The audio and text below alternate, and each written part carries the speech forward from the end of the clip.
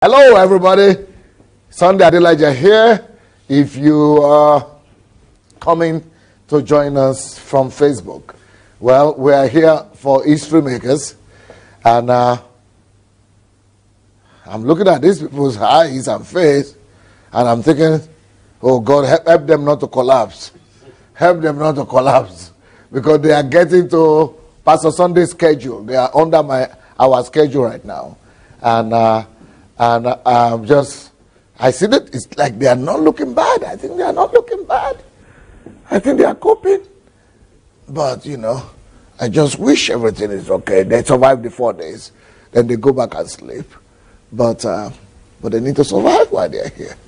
They need to survive meanwhile. Are you surviving? Yes, sir. Are you surviving? Do I need to pity you a little bit? No. History maker. So it's not all about the beauty of testimonies and things. It's a lot of intensity here. A lot of intensity here. But there's just no other way for us to be champions. We must revolt against the mediocre. I don't think any person who is aware, fully aware of what Jesus did for them, should agree or reconcile with the idea that they are just living on earth, going to what? To church and going to work, sleeping, waking up until they get old and then they die. That by itself is an assault and an abuse on oneself. So we need to find out all we need to find out to really become history makers that make a difference and that change the world. Just here. Yeah. Put the book here and then that's it. Good. Okay. What we are going to do, we had some afternoon session. And the afternoon sessions are more practical, are to help you build systems and know how to do these things practically on your own. They will not be so easy, so I'm sure they will give you the recordings so that you'll be able to go through them again to really be able to train yourself.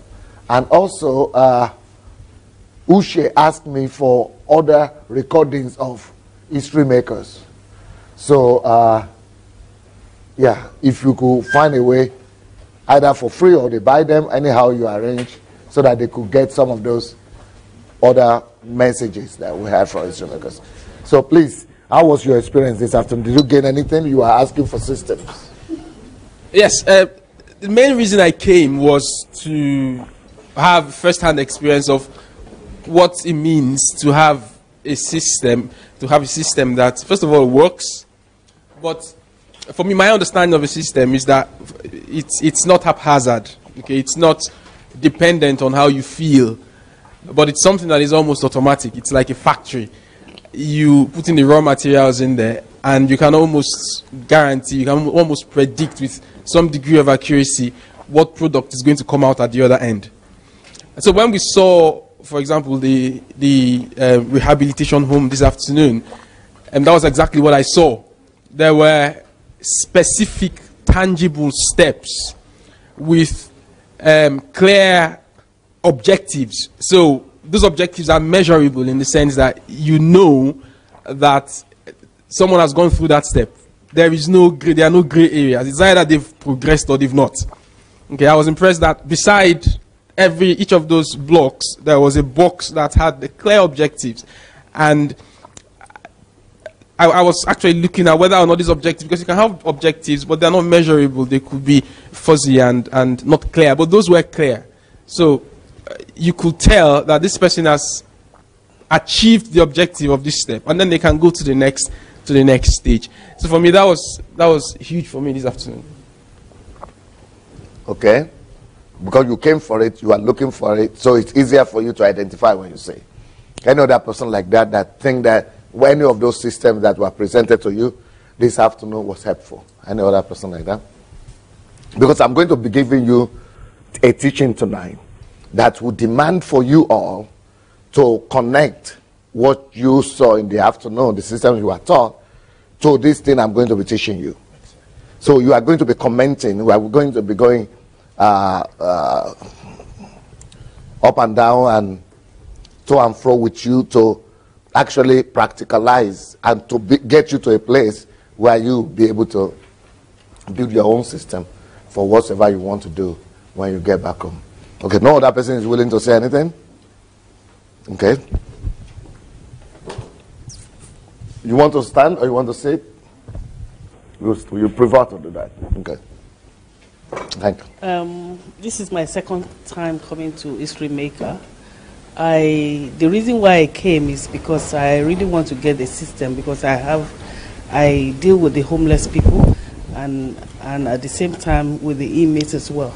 And I really want to know how to write up a system for them that will always work anywhere. Mm-hmm. So with the teachings of today, with Pastor Igor, it was very explanatory, and I'm still looking forward for more system. Okay, thank you. Thank you, sir. All right. Yeah, hello everybody. This is my second Was it time. your intelligence? I have intelligence a lot. Was it yours? Yeah. She was using? Yes. Or it was your wisdom?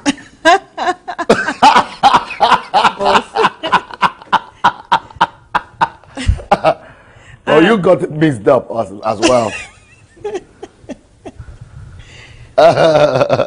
So, that would have been the second time I saw the presentation from the Rehabilitation Center. And my first impression, I was absolutely blown away with the system. But now, on my second look at it, as he was explaining it, I realized Pastor Igor was explaining that? Oh, you talk about Pastor Igor? No, I don't know which one you're talking about. Oh, no, I'm talking about, I don't know how to pronounce his name.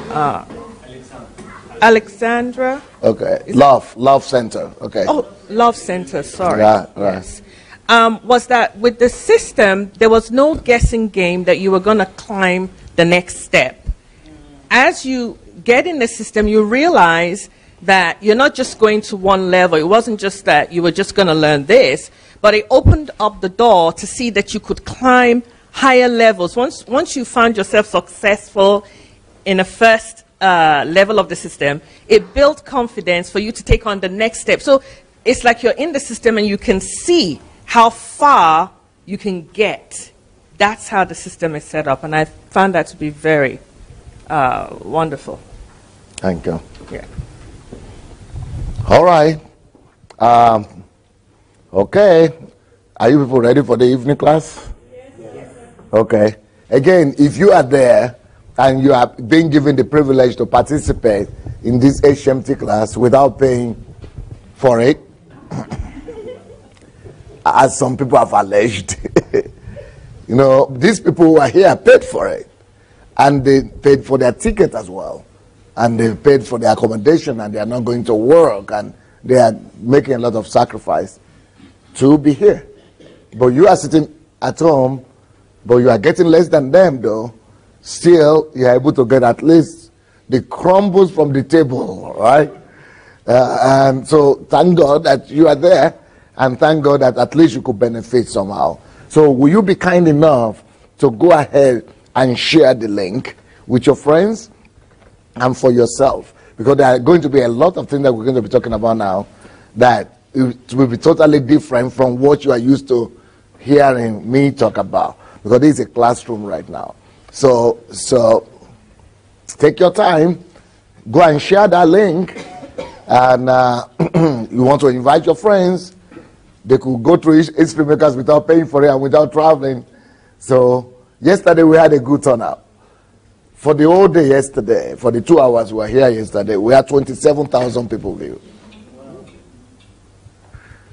All the whole full thing. So so that was good. This morning also was good, thanks to Caroline. We have 13,000 views just from this morning. Yeah, so that was good. And tomorrow morning, I don't know who will decide to come and join us in the morning. Anybody if that topic is close to your heart, and be free to come and join us tomorrow morning. But we'll be talking about relationship again. But now, can I have my slides? Where is the guy who was reading? Oh, I think it's Ushe who was reading. We might need you to come back. Oh, you are sick. Okay, who is it that can read out loud? We need a big voice, a loud voice. Anybody have a big voice? It could be a lady. Loud voice, big voice, enough to... Okay, you can do it? Yeah, with accent I can do it. Yeah, but will it be loud enough? Oh, yeah. Okay, if you can, then please come. You can do it too, but your voice was not loud this morning. Okay, anyway, two of you come and we'll see who will cope better. Okay. Here? Yep. So, the topic of today is how to raise people. Where is it? I can't see the. Make it go up a little bit.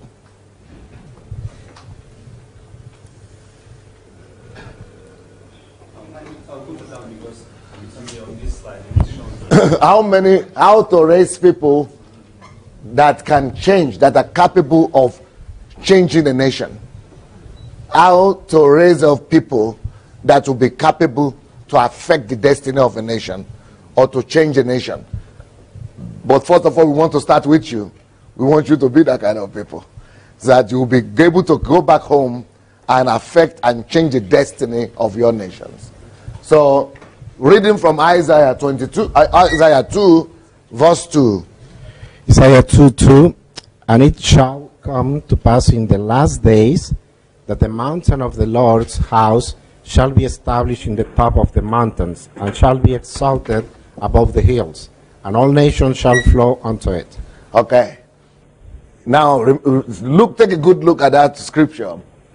It shall come to pass in the last days that the mountain of the Lord's house shall be established in the top of the mountains. Now, God's desire and God's passion is that the mountain of the house of the Lord, I hope you are okay with the Facebook. No problem. And no stopping it. Okay. So, the mountain of the house of the Lord shall be established on top of the mountain. But sometimes when Christians read that, they think it's something that will happen automatically just by itself.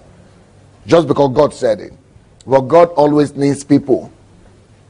That just like saying, God said, he will give us a Messiah. But well, for the Messiah to come, we needed Mary.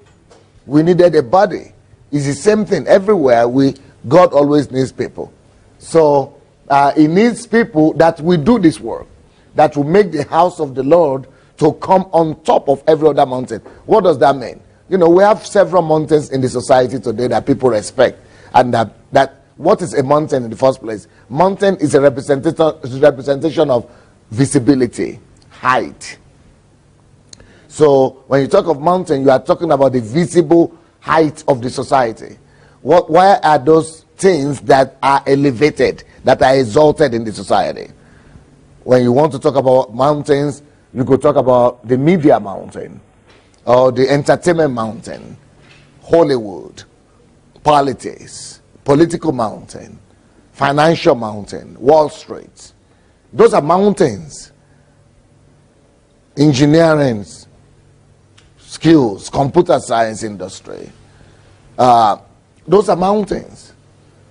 Gadgets, iPads, smartphones, Microsoft, Apple. Those are highly exalted mountains. So mountains are things that are easily visible. Just like any mountain cannot be hidden. Mountains are easily visible. So the Bible is comparing the house of the Lord to one of those highly exalted and visible institutions and visible heights of the society. things that people exalt and value. The Bible says that the passion and the zeal of the heart of God is such that, God is a zealous God and is a jealous God as well. He doesn't just want his church to be one of the lower mountains and the hills, the little hill that's down there, and that is not even visible, that is being dejected, neglected, ignored. God doesn't want the church to be in a place of where it's going to be totally ignored and totally insignificant. It's been relegated. Well, I'm sorry, in a lot of countries, that is exactly where the church is. The church is in a place where it's totally ignored, not counted with, not respected, not honored, not recognized. And that's not going to be changed and restored by itself. The people, the Bible talks about your people will be willing the day of your power. The Bible talks about the zeal of the Lord. So it's a time must come when the zeal of the Lord will consume me. He said the zeal of the house of your house has consumed me. So it is when that zeal comes upon a people that they bring about revival or the move of God, and they are the ones who will exalt that mountain of the house of the Lord to be comparable. But in this case, it's not just going to be comparable to all other mountains. The Bible says it's going to be even be higher. God wants the church to be the most respected institution in any society. God's desire is that the church is the most respected institution. The church, and the reason it's going to be the most respected institution is because all those people who are going to be heading all other institutions and all other mountains, they are going to be coming from church. So by the time you discover that the owner of Microsoft is coming from the church, and the owner of Apple also, and the owner of Toyota too, and Mitsubishi too, and other, by the time all these people are coming from the church, where is the highest? It is wealth is producing them that is the highest. You see the key? So the key is not that the church is going to be building industries by itself, but raising up sons and saviors and deliverers who will be going to conquer their spheres of influence and building the most influential institutions. Are you getting it? So how can we raise those kind of people up? The idea now is to challenge us to become those kind of people who will go and conquer all other mountains and bring the name of the Lord, and bring that name of the Lord, the authority of the Lord over the mountains of the earth, and build institutions and build organizations that will be recognized in any society where we are. So the mountain of the house of the Lord, so the house of the Lord must become a mountain. What that means that the house of the Lord must become visible. The house of the Lord must become recognizable. The house of the Lord must become massive, big, influential. The house of the Lord must become tall, high, exalted.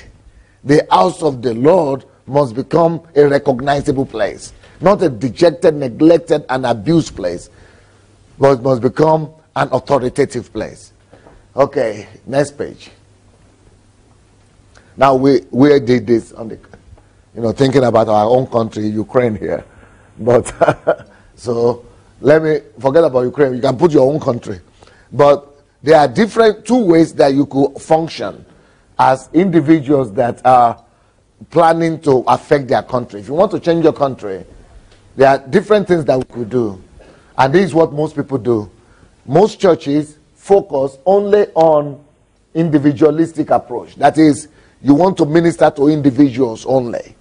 For example, you could say that you have a gift to minister to women, and you are just, so a church will go and build a house or a property, and they will be taking in women one by one and taking care of them. So you'll be very happy that you are able to help 10 women. And that 10 women become like a memorial, so you go and be talking about these 10 people you are able to help, or this rehab center one that you are able to establish. But what the approach that we are talking about is this other approach, whereby the fact that you recognize the problem of single women. Let's say single woman is your passion. It's good that you help 1 or 10, But you should always see that those particular ones that you have helped, 10, as the pointer to the larger problem. So it's just, you are building that as a model, just to point to the larger problem and to become your platform upon which you stand from where you reach out to the larger country. So never do anything if you are just going to do it on a small scale. It's not worth it. Because the same energy that you are going to use to build an organization for 10 people is the same energy you will use. I mean, the same 24 hours you will use is the same amount of time you will use to reach 1 million people. Why don't you just build a system and learn how to maximize your resources rather than doing something for 10 people to learn to do it for 1 million people? That is when you change a country. When you take it from the microscopic, understanding of it into a macro level of it. So that is when it affects the nation. So let's say, for example, what you have seen. That rehabilitation center that you saw, Love. Now, maybe you saw, I don't know how many of them came here. One person came, two? One. Okay, one person came. They could have brought a bunch of people, but they came to present the system to you. Let's say you saw one person, but let's say they are talking about one home. You went to see one home, right? That was a different home than the ones that came. Now, why is it that you went to see one home, another one came to do presentation? Because we have 300 of those. So the key is not that you went to see one. You went to see one rehabilitation center, but that one is only being viewed and seen as a model, as a formula, that your formula works. So you build that, then the all other focus that you're supposed to have is now how to multiply that to go from individual help and individual ministry into a national ministry. Because so as a result of taking it from duplicating one model that works into 300 of those all over the world, you see the result is 42,000 people delivered, helped. That's a city, that's a town. 42,000 people who were drug addicts or alcoholics before, and their relatives. The codependents, we call them. 42,000 in all. So this is just because a system is built not just to function as on a local, individual level, or but build a system that is duplicatable. Is duplicatable? Yeah, that could be duplicated. So something that you could duplicate and multiply. Always think duplication and always think multiplication. And always think national. Always think the nation. But for you, before you can think a nation, you must first of all think model. A workable model. And you have to do the microscope of it. You have to do the beginning. Do it one time. Once you can do it one time, it's just like any other thing that you can have. Like this iPad, for example. Before we have this iPad, we got the prototype. So it's a prototype that is now multiplied, and now all of us, everybody has one model or the other model, 1, 2, 3, 4, 5. Now, the same thing with the cars we drive. Before those cars that we could buy them in the magazine, they had just one prototype. That one prototype is what is duplicated. So that's the way we should change the world. That's the way we should always think. Don't be satisfied sitting down in that local church or in that little small group and say you are showing faithfulness. Faithfulness if you die. And you say, oh, okay, it doesn't really matter in the eyes of God. God just wants to see your faithfulness. Wow! Ooh, tell me your story. So if Jesus had come and just shown faithfulness to the 12 disciples and left them so that they don't go anywhere anymore, and that is just the only thing he did, and they never went to multiply his word, you like that kind of faithfulness? Will you have been in the kingdom?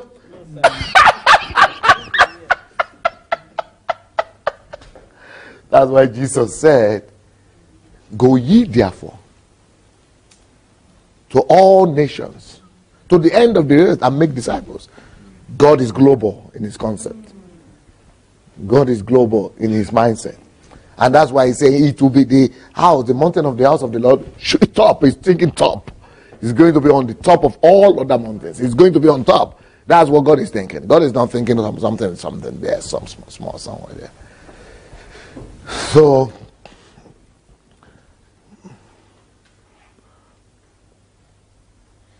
my challenge to you, therefore, is what was it that Igor presented to you?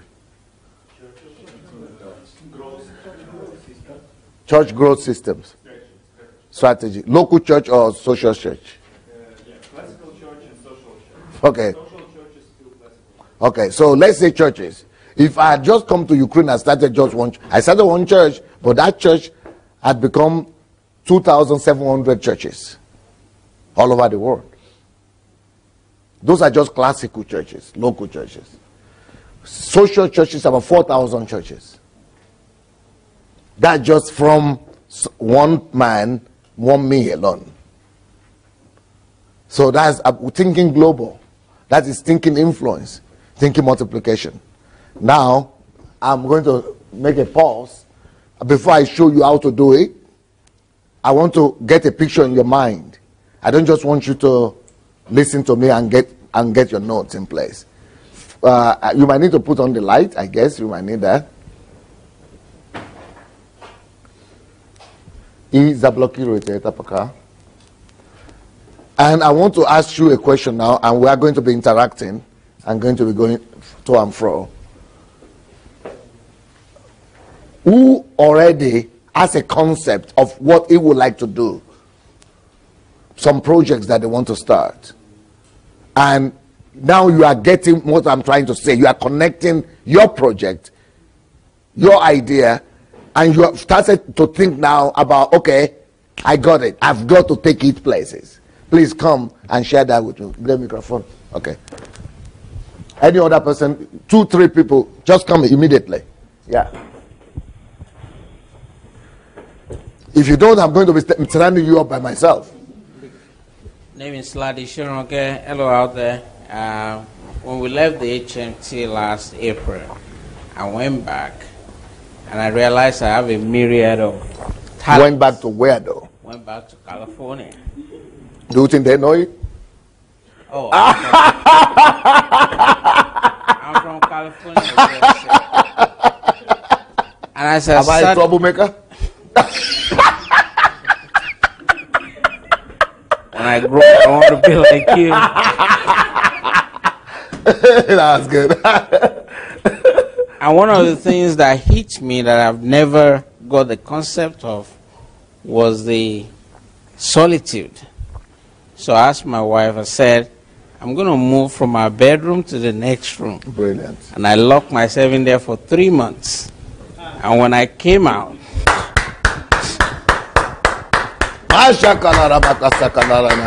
that's my witness. I sat down one day for 3 days straight. I did not sleep. It was like God was just...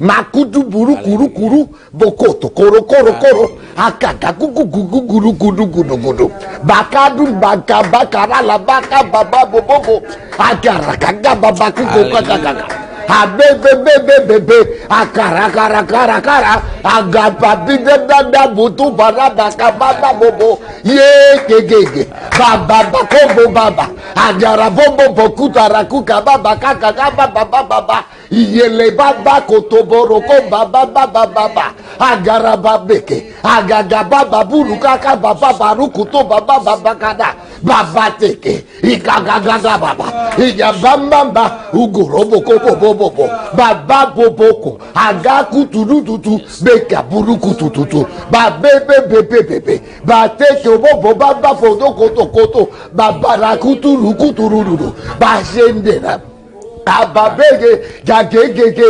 begegege, gegegege, gadudu butu kutu kuruku, bakesheke, dakarabuku kabababaka, yo, bayayayo, yo, ayeye, bebe, bakombo boko, atete, bakere, makakagaga barokoto babo, akeke kokobo, bakera baba bomba, batekete, kekaboko rea.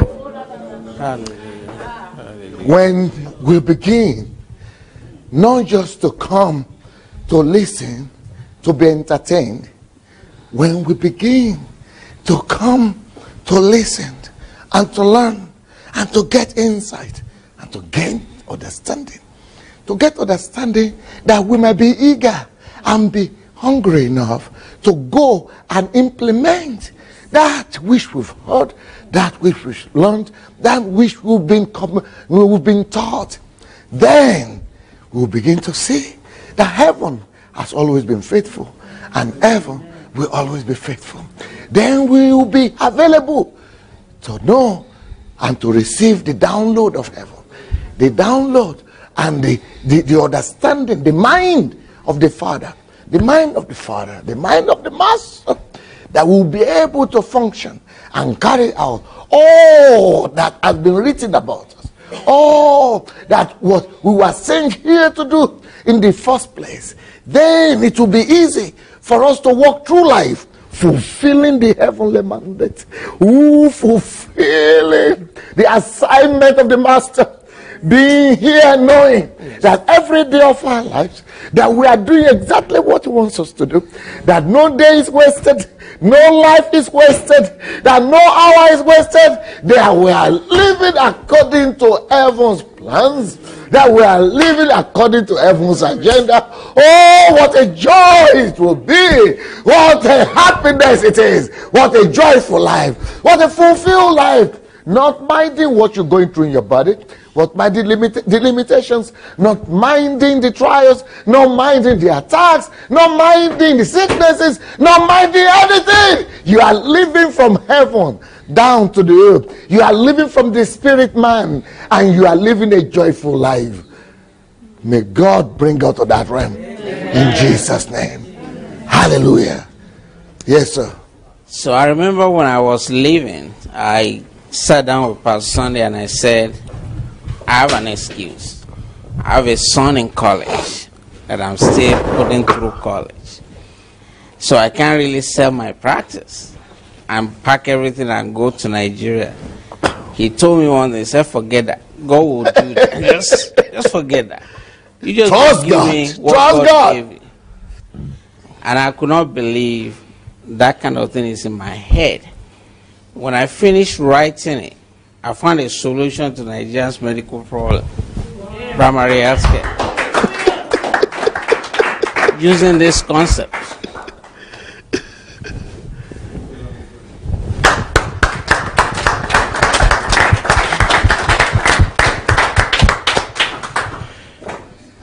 Years ago, I received a call from God to go back to Canada to help people in their finances. Finances is or I'm going to say in this way, money is a big issue. We have been... Now, Ephraim, one thing that you people don't know here who have not been to Canada or to in America, for example, is that Canada on the world chart in the last 15 years or 10 years, it's always been either the highest number per capita standard of living, but by standard of living per capita, it's always been number 1, number 2, or number 3 for the past 10, 15 years. Now, but I've never seen a country in my life where people have complained more than in Canada. Yes, it's true. The gas is expensive, just got expensive by 1 cent or 2 cents. Oh, 2 cents gasoline as a came 2 cents. 2 cents. I'm moving to Canada. I'm moving to New York. I'm moving to California. We are leaving Canada. Oh, the government is bad. Oh, we have to change that government. Oh, well. I said, hey,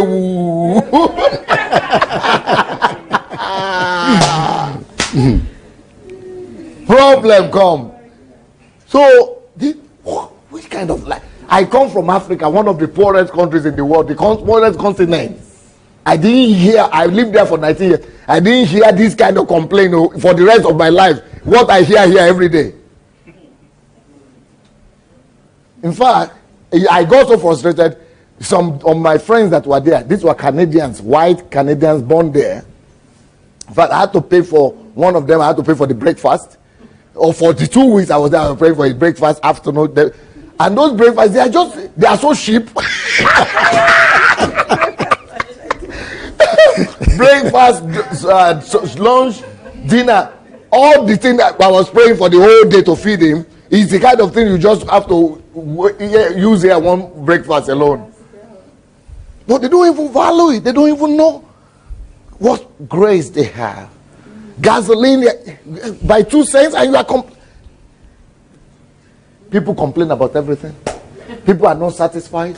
People are angry at the government. So when you hear that God is sending somebody from Mexico, you think about it. From Mexico to go back to Canada, because Mexico is a happy people. Happy people. That's what I'm saying. Yes. Even though they have less, but they are happy. But I went to Mexico as well.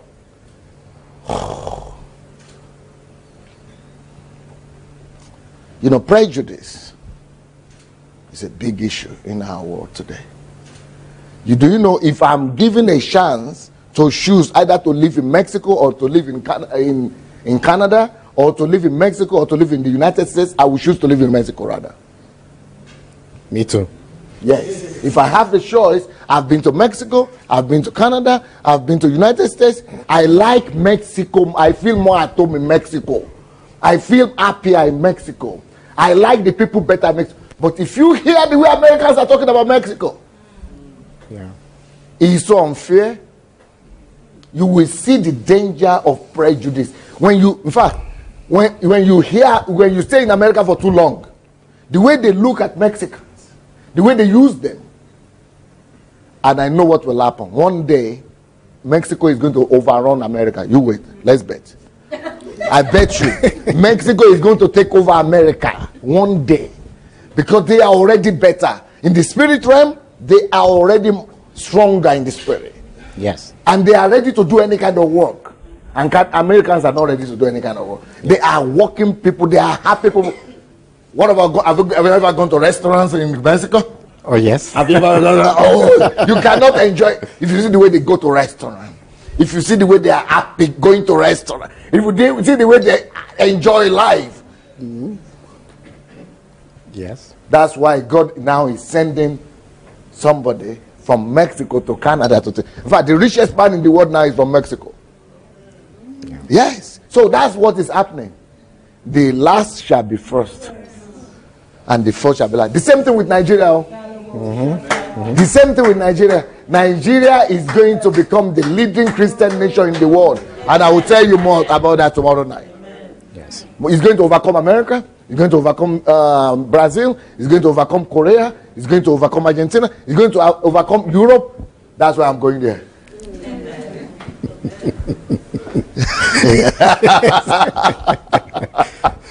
Trouble, come. Well, Pastor Sunday already defined my family, so I don't need to do it. But going back to the point, in Canada there is a lot of issues. Talking about what Canadians talk more about, they talk about two things: weather and money. That's the two things. And they're always complaining. Always, all the time. I remember my first winter there, it was a huge snowstorm, and I took the bus because I was on my way to university. When I get in, I said good morning to the driver and people, and the driver replies me, "Are you crazy? What's wrong with you?" This morning? Well, I'm happy. Why are you so happy? Bad weather. Yeah. Big deal. Big deal. But anyways. Okay, well, Canada, the other thing that they are suffering, and I'm going to say this is a cancer that is really present in the whole world, which is debt. Yes. Right? Why people get into debt? Well, first of all, is because people don't know how to manage money and material resources. Wow. Secondly, because banks are there and they are a real power in the world, and they are doing their job. But that job, spiritually, is not the right thing, because that is what God doesn't want. He's against that, right? Yes. So because of that, I'm going to say this is like a cancer, like a drug addiction, right? People get addicted to money, and they want money, money, money, and more money, without contentment, without following God's principles. So when God sent me back to Canada, well, I started working in the way that He told me, but I didn't really realize what He wanted until I started, learning God's principles, and I started teaching finances based on God's principles. Some years later, the system that Pastor Sunday is using or teaching came across my way through Pastor Derek in Canada. So I saw this as another opportunity to know more, and I am here to learn more about that and see how it can be applied and replicated in other areas. We are talking about more in terms of churches, how to touch people, how to reach out people through churches. This mission I have is not under a particular church. It's interacting with a lot of churches. But I haven't been really effective to do that. But I think this is the opportunity that God is putting my way to get it and really going towards His desire, that is my desire, that He put in my heart. So I want people know more about this in order that they get rid of these kind of situations, because it's not just people. You see, governments, corporations. Ephraim just said now that he learned this through Pastor Derek. Do you know that since I started HMT, I've never been to Canada? I've never been out of Ukraine since I started HMT. And even though I've never been out of Ukraine, but because of this system of reproducing yourself and of multiplication, that Pastor Derek is talking about, he's a disciple and a faithful son, is affecting not just Canada. Yes. It's affecting the world. And I'm sitting here. He came here to learn. He's taking the project, the idea, HMT concept, to change nations. And I'm just here. Because he's been taught well. Another guy, Professor Vincent, have never been there to Africa. He's all over Africa, doing the same thing, taking the HMT concept all over the world, all over Africa, changing and just impacting. That's what you would do. So that project that is on your heart, we are going to teach you today. It will not be local. It will not be limited. It will not just affect one country. It will not just affect one city. It will not just affect one family. It's going to affect a city. It's going to affect a church. It's going to affect many churches. It's going to affect more than one city. It's going to affect cities. It's going to affect more than one country. That is your destiny. That's what we are going to do with you. In Jesus' name. Yes. Well, I suffer a lot when I see people suffering and losing a lot of things, their investments, their houses, everything, just because the love of the money. And because this is really a cancer, that's the way I identify it, and I think that's in the way that is in God's heart. So I got that message, I got that call, and I am committed to go forward. And you already have invitation from me. When we go to Africa, we will need you to bring that concept, that teaching, that your ministry. So you already have invitation to Africa to come and teach people, yes, to get free from the love of money and to be rich in money, but rich in God more. Yes. Amen. Yes. So that's the project, and that's what I am sharing with you. Good evening. I'm Davida Yemiakanle, and I've come from London, England. Well, Essex in England. My project is financial education and... Oh, similar to... Yes, exactly. It's financial education and business enterprise. And I'm primarily a missionary evangelist, and the Lord began putting this thing about money on my heart, and I'm wondering why I want to just go and evangelize the nations. But He's kind of refined the idea more and more. And more recently, I was sharing with Pastor Sunday, my passport arrived, and it was in a dream, and it was my Nigerian passport. And I don't have a Nigerian passport, so... yeah, so... You see, even in the spirit, God is giving the signs. Yes. She had a dream that her passport... My passport arrived. And I didn't have a Nigerian passport. And it was a Which was a Nigerian passport. That's the destiny. Yeah, so that's the future right there. Yes. Africa is the future. Yes. So I tried to get the passport. I wasn't able to. So a friend said, why don't you go to Nigeria and get it? So I booked my ticket to go to Nigeria, and that will be in December, and that will be my first time back in Nigeria in 28 years. And then there's another trip in February to preach in February in Abuja in Nigeria. So I've been around the world. I've been to East Africa. I've been to India. I traveled the world, but I hadn't been back to Nigeria in 28 years. So, but then, yeah. So I've taught financial principles online. I run a few forums in England, and also I've taken these principles. I've taken it to the mission field in Kenya, and I taught just a few things in one local area in Kenya, and the results were tremendous. You know, so there was a Chinese girl who was interested in the economic realm as well, and we were making plans to go to Nigeria. I wasn't even interested in Nigeria at that point, but she was saying she needs a Nigerian to go along with her, and she wanted to go to Kenya. But those plans didn't materialize. But then, more recently, I was even though I've been on the History Makers Bible training in London for 1 year, I was referring a friend actually to watch Pastor Sunday's program, because she had created a game. She had created a maths game, a game to make maths fun. So I was saying, connect with him. But one reason or the other, she was just telling me about this transformation thing in Nigeria. So I said, okay, I don't know why. I said, let me even have a look. Even though I was watching some of the programs, I wasn't really connecting. So I watched his video on Nigeria, and I just felt a connection that this is for me. So, so I started talking to Pastor Sunday, and I had a conversation, because I was saying, let me go for 2 years and just, go just like Bible school, just apprentice myself to him and see what things are like and just do it. Pastor Sunday said, you need to think about coming a bit longer. But the plan I had, like I said, there's a financial education one.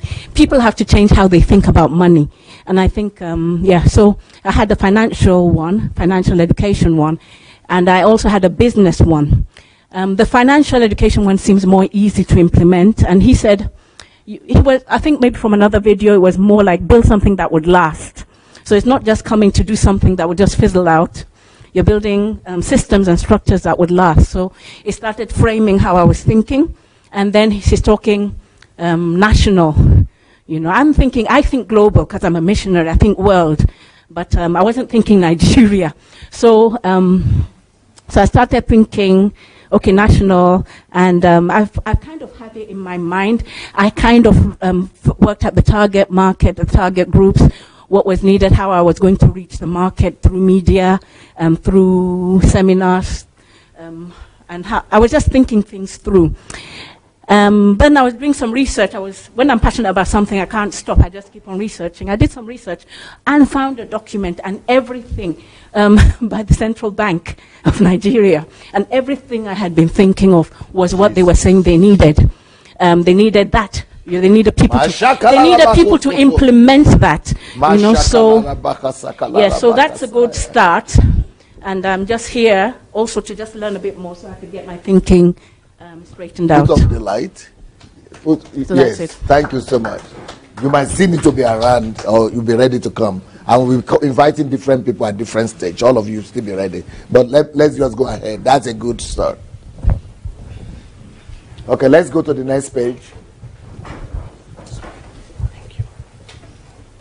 Okay, please, can you read? Yes. Main constituents of the Now you've got to speak louder. main constituents of the national movement. Matthew 28:19. Go you therefore and teach all nations, baptizing them in the name of the Father and the Son and of the Holy Spirit. Pastor Cole, that's your hand there. Yeah, you need to move a little bit this way. One national problem. Now, let's see what's happening here. Where is our constituency? Where are we? What's our jurisdiction?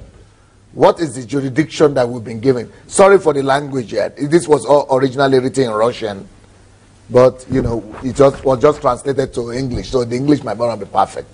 So what is our constituencies? What is our jurisdiction? Jesus defined your jurisdiction. Jurisdiction and the scope of your ministry is not even defined by you. It was handed over to you by the master, the Lord of the ring, the Lord of the harvest, the Lord of the project, the Lord of the commission. And what is the constituency he defined for each and every one of us? The constituency he defined for us is nations. Don't even think less than nations. At least one nation. And nation does not have to be biological, of course. It could be nations of people. It could be like engineers. It could be like businessmen. It could be youth. That's a nation all by itself. It could be girls. It could be families. Those are nations by themselves. You understand what we're saying? So, go ye therefore and teach all nations, baptizing them in the name of the Father and the Holy Spirit. So, nations is God's target. And any project that you have in your mind, think nations. Think national. Let it be your preoccupation. That's your starting point. Of course, you start with a seed level, with a module, and then the prototype. But always think on how to take it further. And we are going to teach you how to do that now. That's what this is all about. So, now, number one, what are the things to pay attention to? How do you start your project? How do you start your calling? How do you start your assignment? Number one, what you do is you need to first of all discover what your own passion is. Discover your passion. Discover your area, your burden. What's the area of your burden? You must know what you have burden for. You must know what you have concern for. And if you don't know, go listen to my series on calling. And that series on calling, there is no human being that has passed through that series or read his book without discovering who they are. It's easy if you get rid of the book, Who Am I? Or go to the series, Who Am I? Now, that's number one. Once you have discovered who you are, in that area of your calling, the first thing you must do is to do research on the problems that are there. So let's say your passion is about politics in Nigeria or in your country. Do research to find out what are the problems that people are complaining about in that particular sphere of life. If your burden is for women, go and research what are women facing, what are the problems that women in that country face. So that's number one. Discover the problems, national problems, in your sphere of influence, in your area. So when we are talking about finance, for example, that a friend talked about, he needed to also find out what is the problem with finances. Is it because they have debt? Is it because they are complaining about money? Is it because they are not educated financially? Is it because they don't know the loss of money? Is it because they don't work? What is it? Define the problems. Why do you need to define the problems? And why do you need to discover the problems? It's because it is those things that you are going to solve. The problems become your platform. The problems actually are your possibilities. They are your platforms. So you need to discover. The more problems you discover, the more ministry you have and the more relevance you have. Never be scared of problems, especially of national problems. Anytime you have national problems or anytime you see national problems, begin to rejoice. Begin to dance and jump for joy. Why? Because national problems is national platform. Local problem is local platform. City problems are city platform. But if you see problems on the scale of a nation, that is God appealing to you and addressing you, that he wants to elevate you to the level of the nation. National problems mean national issues. The only thing is that you must not be afraid to speak to them, and you must not be afraid to build the bridge from where you are right now to where that problem is and begin to speak to the problem. So never complain about, when you see people complaining about your problem, your country's problem, or your world's problem, know that you are seeing ignorance right there in display. That is ignorance in display. But you as a son of light, you as somebody with understanding, you should be rejoicing, and you should be seeing it as an opportunity. Okay, so that's number one thing. National problem. It could be alcohol, ecology, forget about it. Number two, after you have identified the problems that you want to resolve in that area of your or sphere of your calling or gifting, then number two thing you want to do is you want to raise up what changes, history makers. Of course, that has to begin with you. But apart from yourself, you want to surround yourself with a team. You want to have what do you call it? Co-minded people, or what do you call it? Come on, like-minded people. You want to find like-minded people, or maybe not even like-minded people. Go and, how do you find a team? Let me just give you a tip on how to find a team. That in that area of problem that you are having, go and resolve the problem of 2 or 3 people or 10 or 100 people in that area. Just go and help them and resolve their problem. Once you resolve anybody whose problem you resolve begins to follow you. Okay, for example, let's say I come to you now and you are having problem with your children, and I give you answer and solution, and you begin to have good relationship and rapport with your children. I become an authority to you because nobody has helped you before now. So because I've been able to help you, you want to listen to me, and you automatically begin to follow me.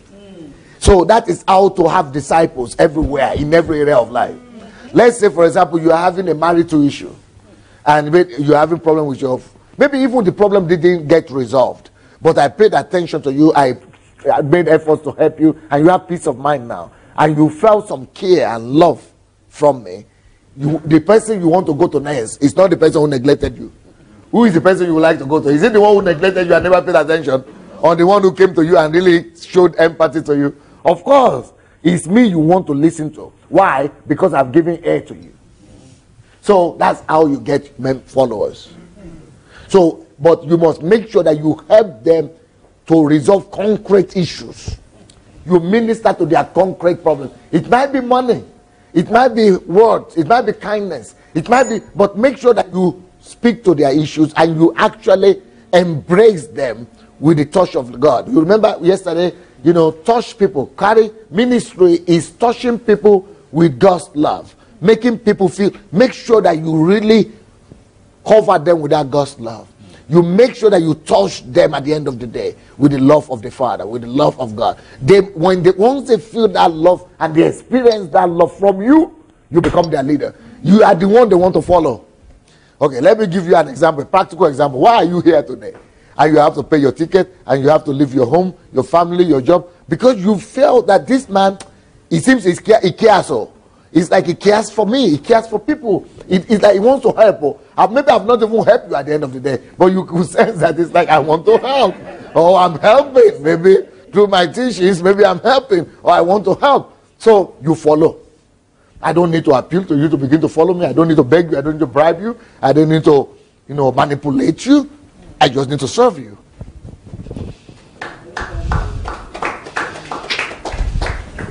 So that's how you get your first team. So those people now that you have helped, after you have helped them, now you have to tell them, now that you have been helped, why don't you consider learning to do the same thing?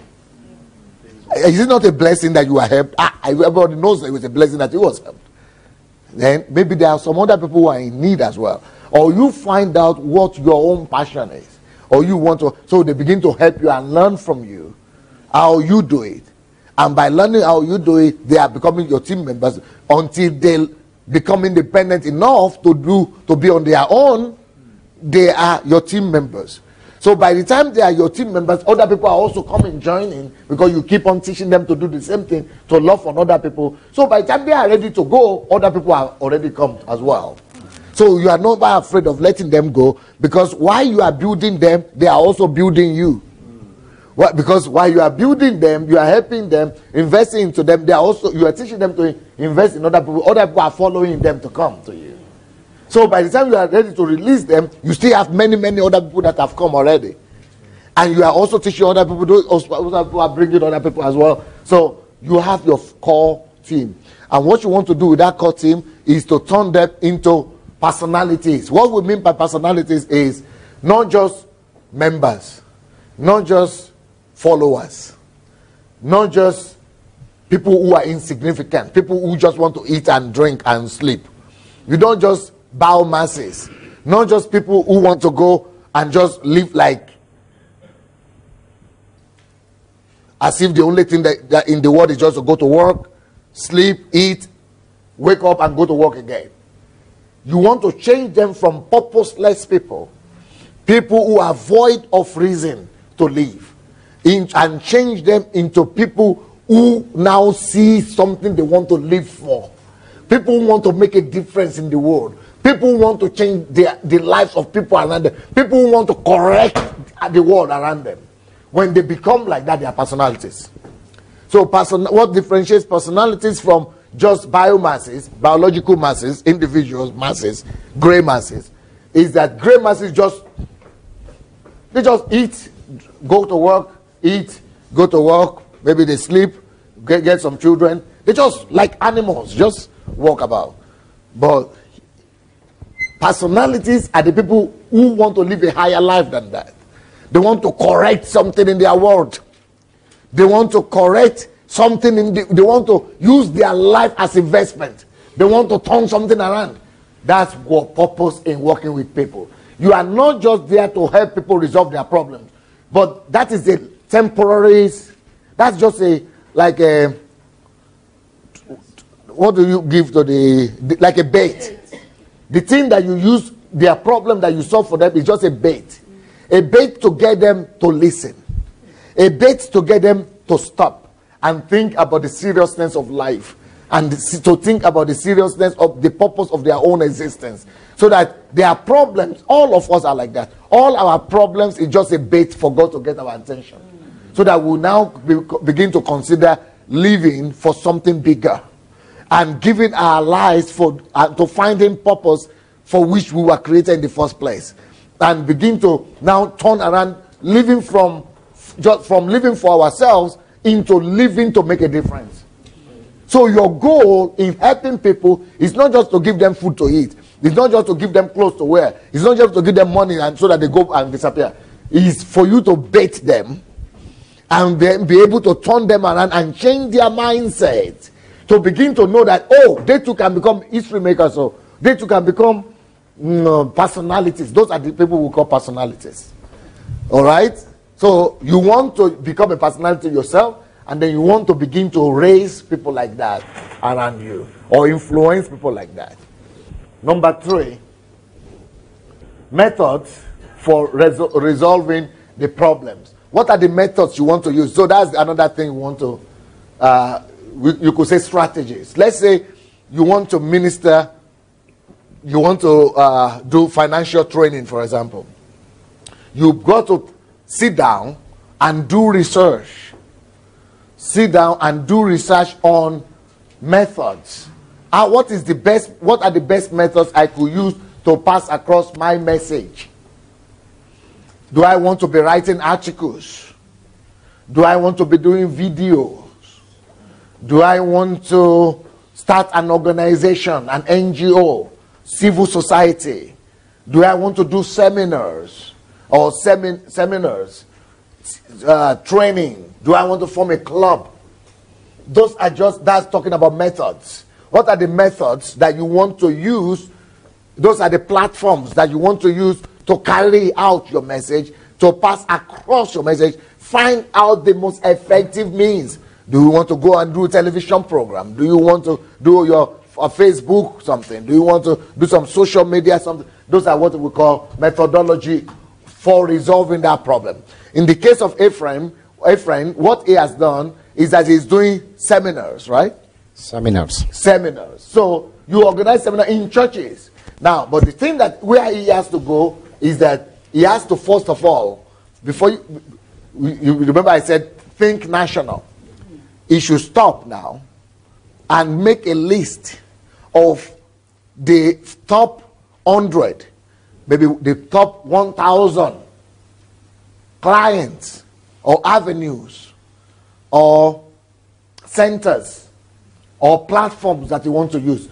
Because his jurisdiction is churches. He wants to do something through empowering churches.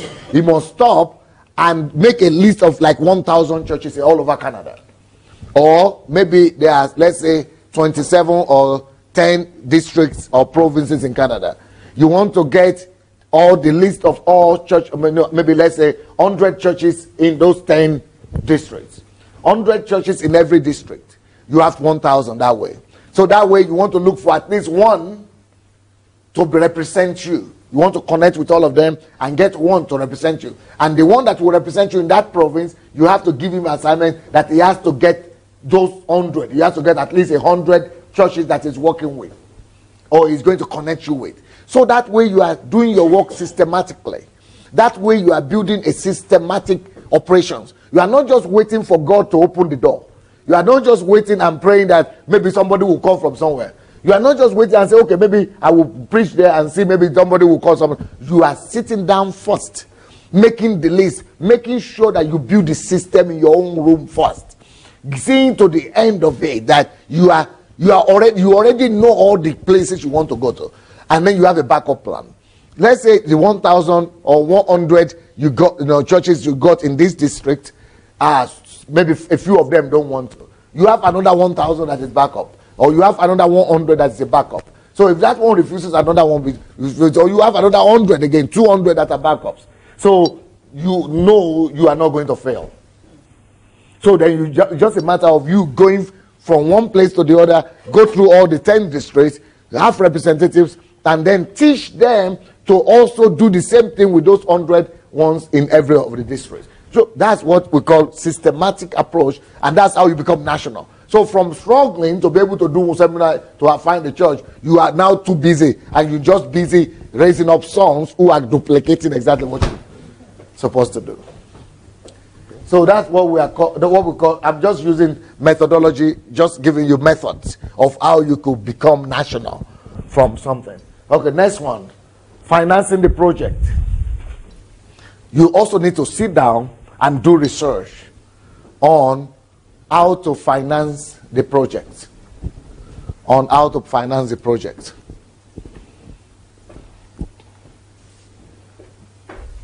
You want to share your vision. The first key to financing the product is, first of all, to share the word.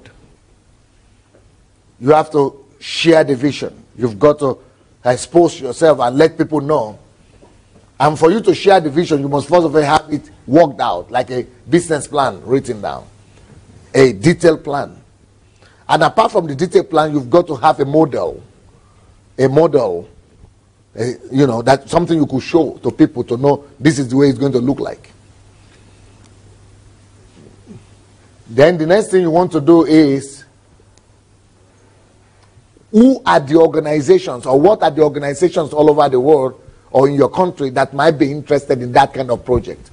So if it's about women, who are the organizations, or what are the organizations in the world that are interested in elevating women's problems or resolving women's plight? Go into the internet, just put in Google women's problems, organizations that are dealing with that or interested in that. Get a list of 100 or 1,000 organizations, write all of them. You get partners. But in our church here, we also teach people to be dependent on, start with themselves. Begin to do whatever work you are doing, between 20 to 50% of your income put aside to develop your project. Invest in yourself. Invest in your own project. If you don't believe in yourself, nobody will believe in you. Then find partners. Look for international corporations and organizations. Approach your own country. Look into the needs of your own country and what budget or what needs the country has and what are the budget, what provisions for that. And apply for it. Who knows?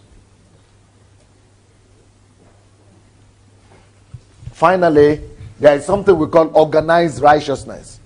Organized righteousness is make sure that the righteousness you are bringing or the value system you are bringing is organized.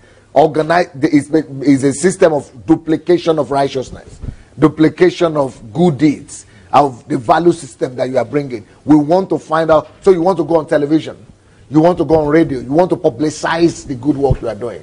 Because the Bible says, some people say, oh, that your left hand will not know what your right hand is doing. Yes, that if you want to, that's talking about your motives and your heart. But on another case, it says, let your light so shine before the world that they will see your good works and glorify. So it's about what you want to glorify. If you want to glorify yourself or you want to glorify your Father who is in heaven.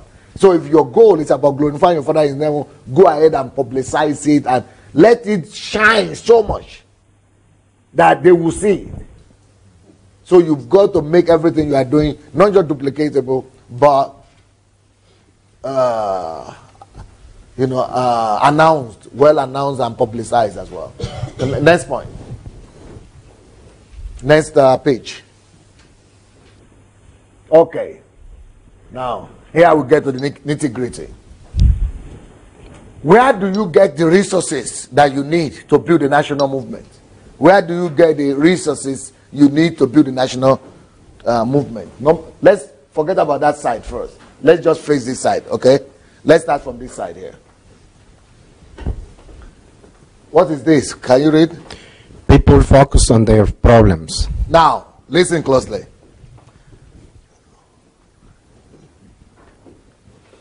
Nobody has any problem starting a ministry.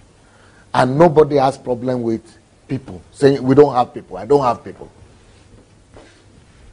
If there are people in your countries or in your city who are engulfed in their problems, who are living in problems, who have any kind of problems, are there any people in any country with problems, issues, challenges? So as long as you have people in your society or in your country living in problems, living in challenges, and having situations that we are going through, you have a raw material. You have a whole bunch of raw materials right there. People who are in problem are your resources. What I call raw material are resources. They are your resources. What do I mean? As long as they have problem, I already spoke about it, you have raw materials, you have resources. Because if you go to them, and because anybody that has problem is a desperate person. Anybody that has problem is usually supposed to be rejoicing like this. Because if they have problem, it means that they will give anything, no, to just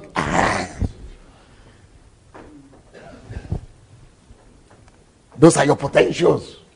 Those are your resources. If he's not ready to give anything or do anything to get solution, it means he doesn't have problem yet. The more the problem is, the worse the problem, the more resources you have. Because the person who is more desperate, the more desperate he is, the more willing he is. And the more desperate he is, the more willing he is to oblige, to want to get solution. So that's why you must be confident on the other hand. And you must be confident enough to say, your solution is here. That's why Jesus always say, if you've seen me, you've seen the Father. I'm here. I'm the light of the world. Look at me. I'm the light of the world. I am the light of the world. It's not saying, pray to God, look for God.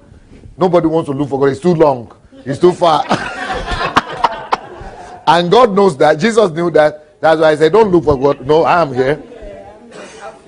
And he didn't say it's just him alone who could act like that. He also said, but I was the light of the world. I'm the light of the world, but I'm going. Now you are the light of the world. So don't be shy to say you are the answer. Don't be shy to say you are the light of the world.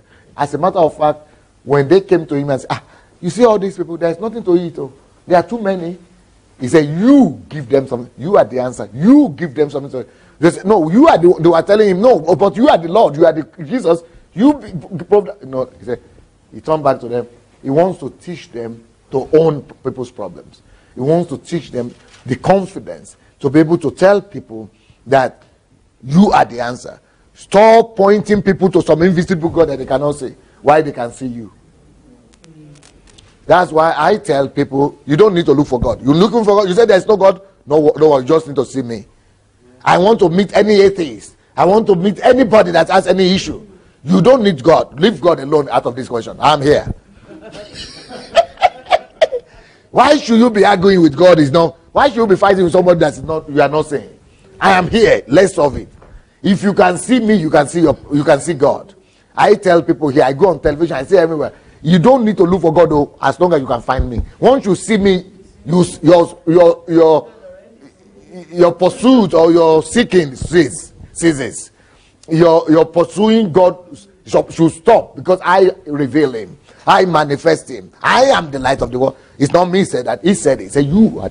So I repeat him. I just repeat him. That's what he said. He said, I am the light of the world. I believe him. The problem with you is that you don't believe him, but I believe him.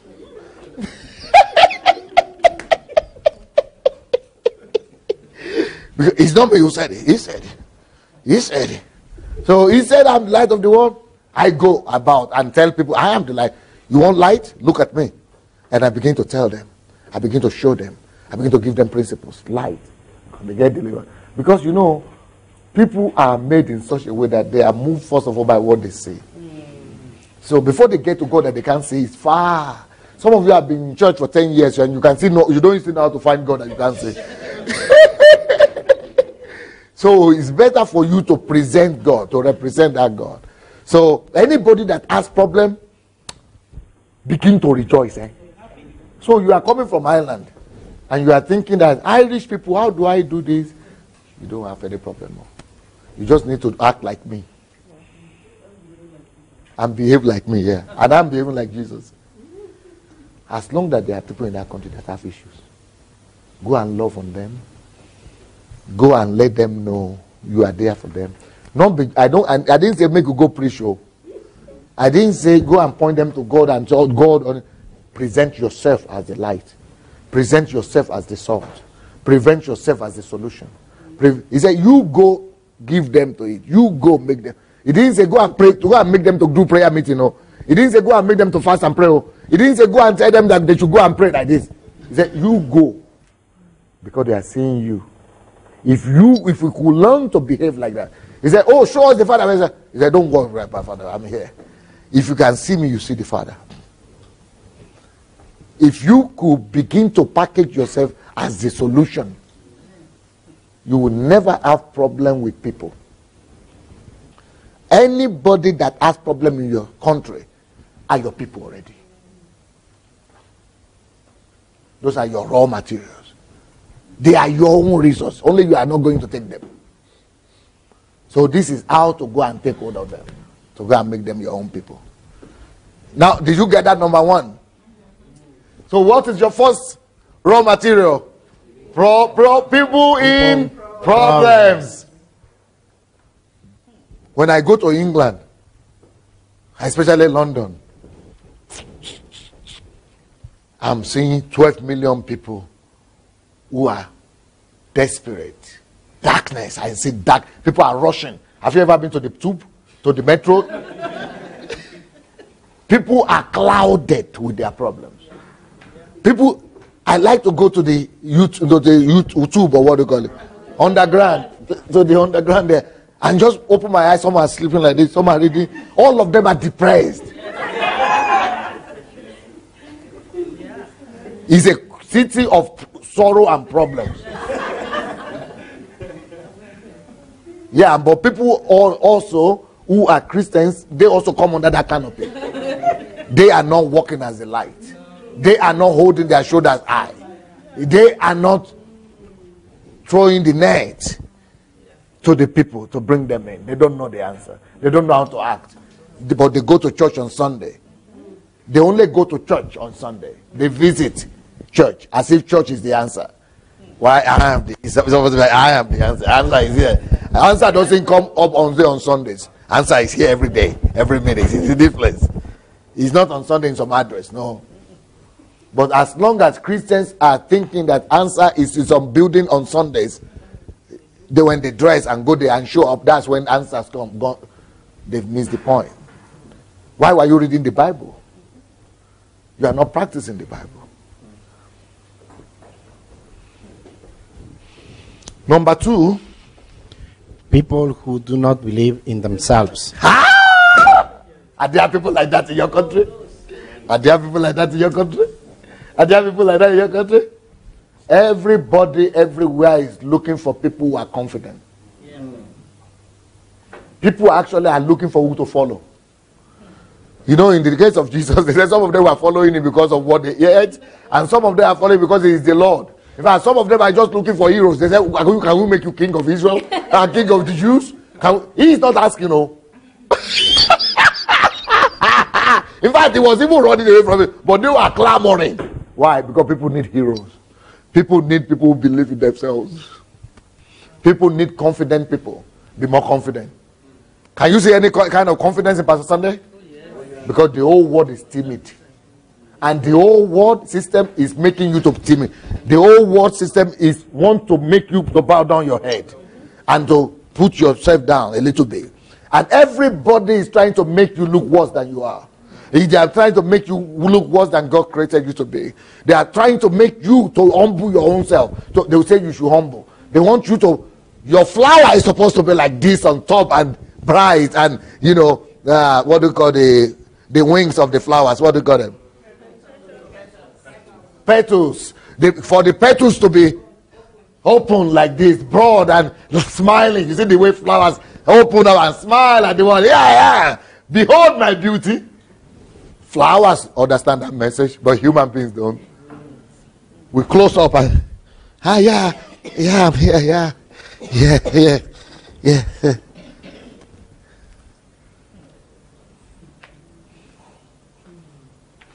The whole world is looking for which one is different. That one that is confident. But confidence not say I'm superior to you. Look, I'm confident and I just put you down. Not that that's not the kind of people they are looking for. They are looking for the one that is confident of who he is that they could follow because he is lifting them up. He that wants to be first should be last. He that wants to be the head should be the servant of all. So you are confident that you are going to lead them.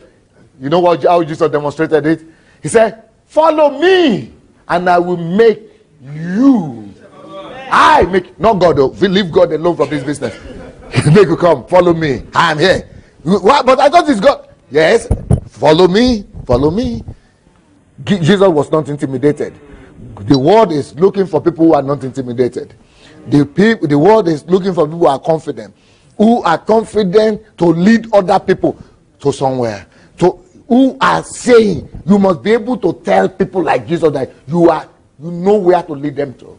You must be able to tell them confidently that you know exactly what is ahead of them, that you know how to make them find their calling, that you know how to help them discover who they are, that you know the answer.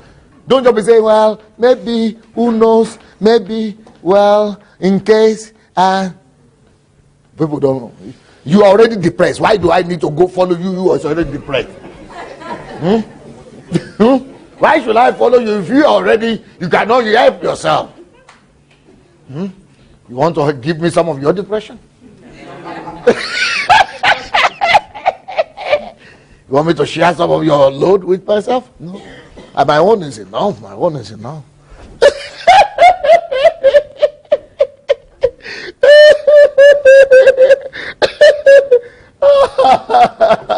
That is why he said, we are poor, yet we make others rich.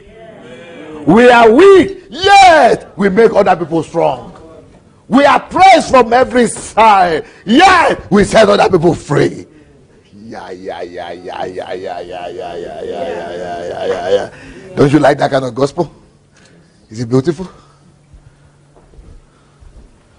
Don't let this word system say, no, this is England, this is English people. So, no. Don't tell me those rubbish. Go to the stadium and see those same English people. Go to the pub and see those English. Don't tell me them stories. Only they needed chemicals and they needed some gin and some, they need some help. But I already got help. I already got help. So I'm always ready. I don't need some damn chemicals to be human. I don't need them chemicals to be human. I'm already human. The English people, they drink a little bit for confidence. That's what they say. Is it for boldness or for confidence? No, for boldness. Then they begin to go out and do that. Yeah, I'm ready to. Before then, when they're not drinking, they say, no, I'm shy. No. But when they drink, we need it for confidence. Some of the young boys, they cannot approach a girl and say, I love you. I need to go drink some of them. Then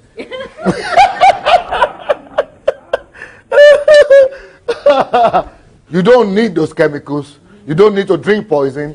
You don't need to kill yourself for you to be confident. Say, follow me. Even pastors don't talk like that anymore. They are so scared. You are scared because the culture doesn't understand it. Is it the culture that has saved you? Is it the culture that is your model? Is it the culture that has given you the example? The example is Christ. And he showed us how to do it.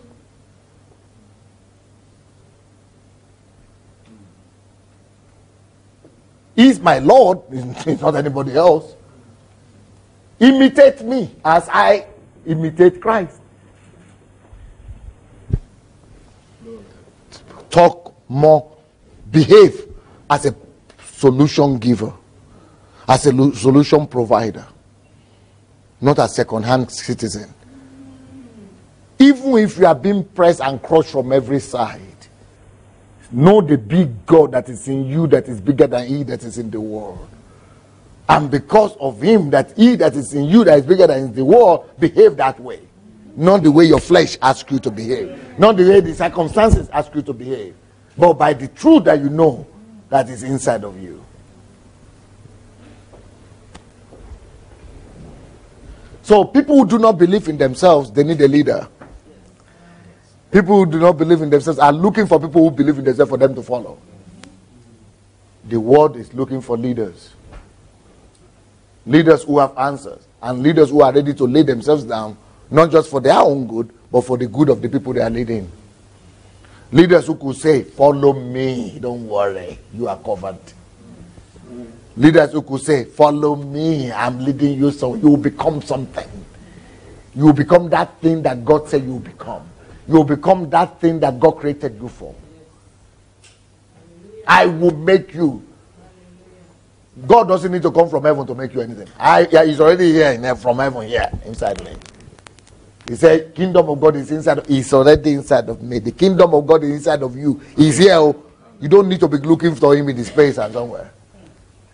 I am here with him to make you anything you want to become. Next one. People who do not want to become heroes. There are so many people who are scared, who don't even believe they could ever become anything. Those are your candidates. Those are your raw materials. They don't even believe it because they think they need connections. They think they don't have education. They think they are not coming from the right homes. They think nobody to help them. I hear you come. I hear you come. I hear you come. I hear you come. Are you telling me you don't have people? Are you telling me you don't have followers? Is there any way I could plant myself inside you? And you take me over there where you are? So that I will begin to behave the way I behave here and here inside you?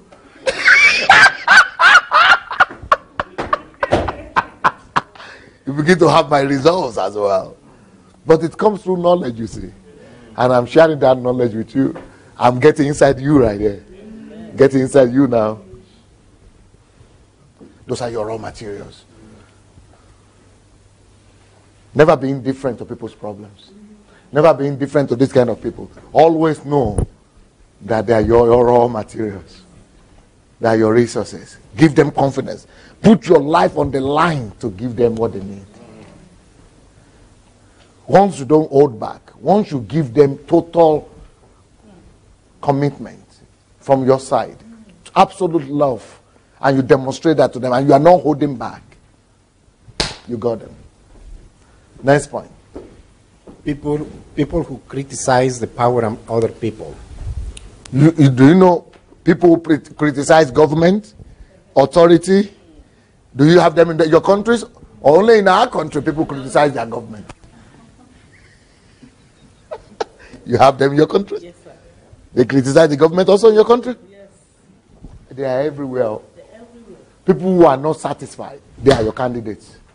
People who criticize, always criticizing government's policies, always criticizing everybody. You know the reason why they are criticizing like that is because they know that something is wrong. Something is wrong somewhere. Something needs to be fixed. It's actually their own way of calling out to you. It's actually their own way of appealing, please somebody help. But their pride does not allow them to come out straight. But when people are complaining and criticizing, it's just their own call for desperation. And that's why you must learn to hear them and to give them a hand and convert them into personalities and deliverers. Okay, now, what is our task?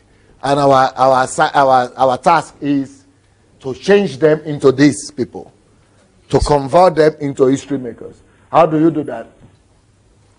You will, all from seeing their own problems, you change them to seeing problems of other people and problems of the nation. From inward focus to national focus. From just being driven and living by their own problems. Oh, I have problems. Oh, I'm jobless. Oh, I'm unemployed. Oh, my salary is small. Oh, I don't have an apartment. Oh, no house. Oh, you raise their heads up. Look in front of you. Walk on the water. And that is how you get them to seeing their own problems, begin to minister to other people's problems, and soon they will overcome their problems without even knowing it. So your goal is to get them to cease seeing their problems. If you need to pray for them, pray for them. If you need to love them, love them. If you need to teach them, teach them. Anything for make sure that you just make them to know that their own problem is nothing. Let them see things that are worse and that they are solutions. Are you getting it? So that's what your goal for them is. Next one.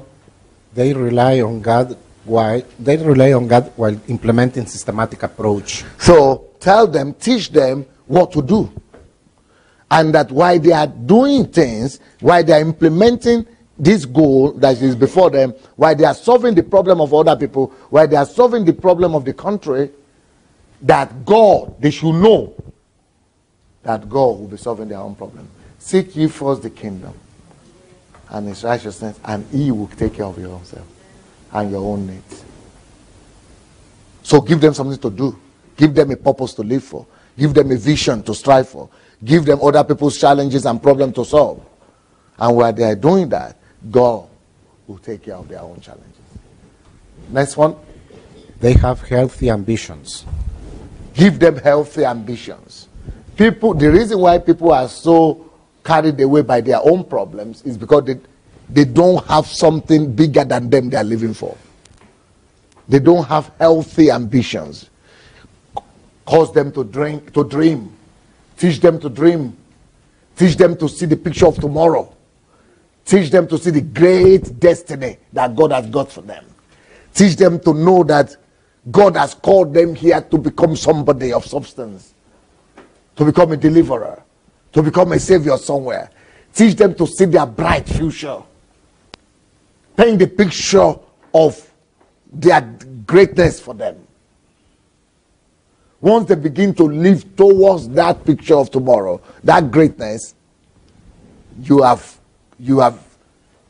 just saved the soul. You've not just saved the soul. You have just succeeded in raising a history maker. Next one.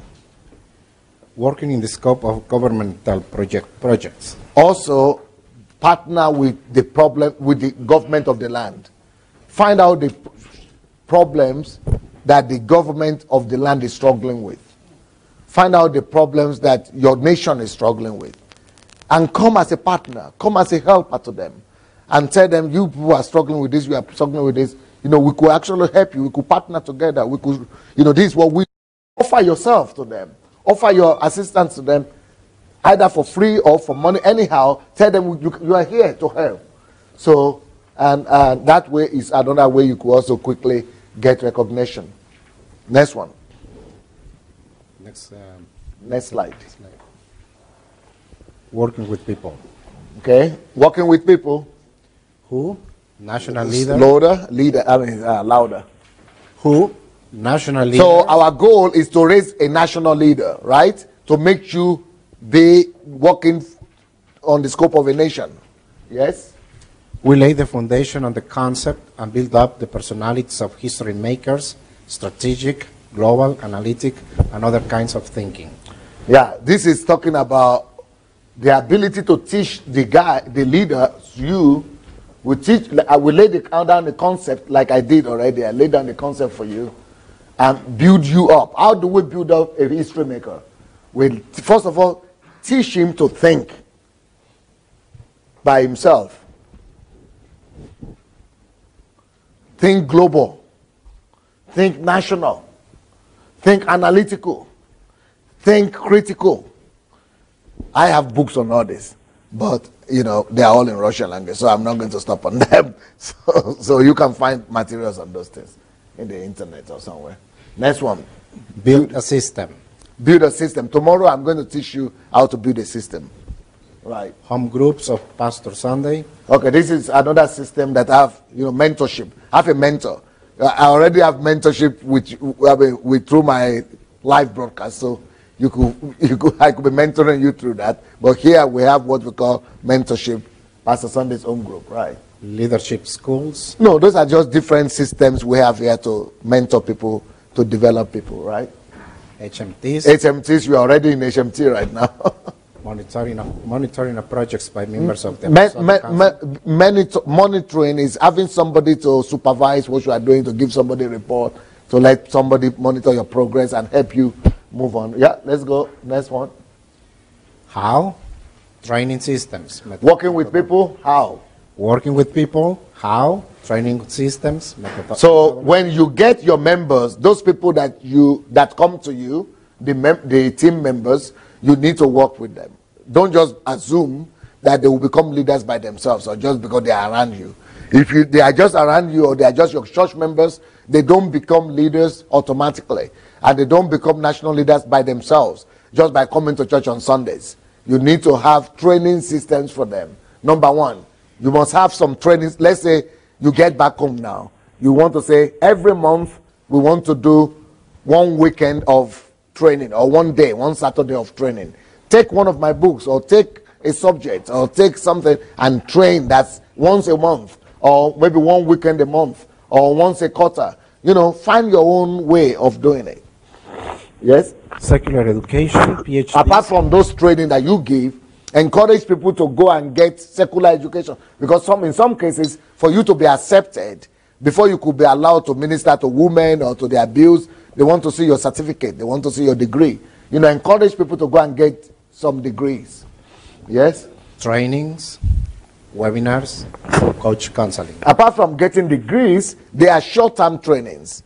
Like, like seminars and like live trainings, coaching, and things like that. Go ahead. Next page. Instruments. What are the tools? Instruments of what? Instruments for national influence. What are the instruments that you could use to bring about national or global influence? You want to start an organization. It's not enough for you to just have your own voice and shout, and you want to have a judicially recognized organization, where on which you launch your project. So NGO could be good.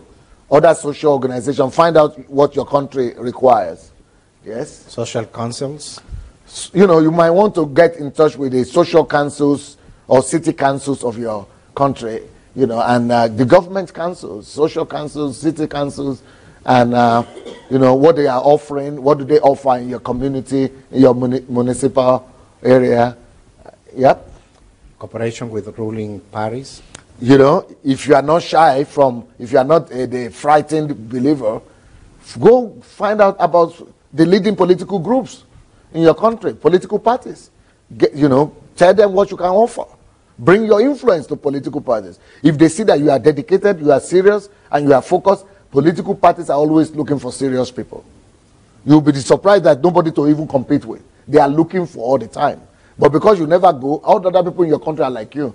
So, you know, sometimes they are looking for even candidates to push forward. And that's why you see that the Muslims are the ones going. Because the Christians are too scared.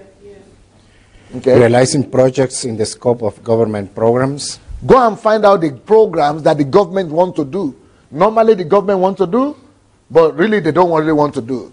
They want people to, what they are looking, they get money for it, they get budget for it, but nobody to. They are always in need of people to really do the job. People just getting salary without really people, but you are people who really want to do the job with your heart. Then when you partner with them and you prove that you can really do the job with your heart and you are committed, sometimes you might take the day. Yes, next one. How to build a national movement, detailed review.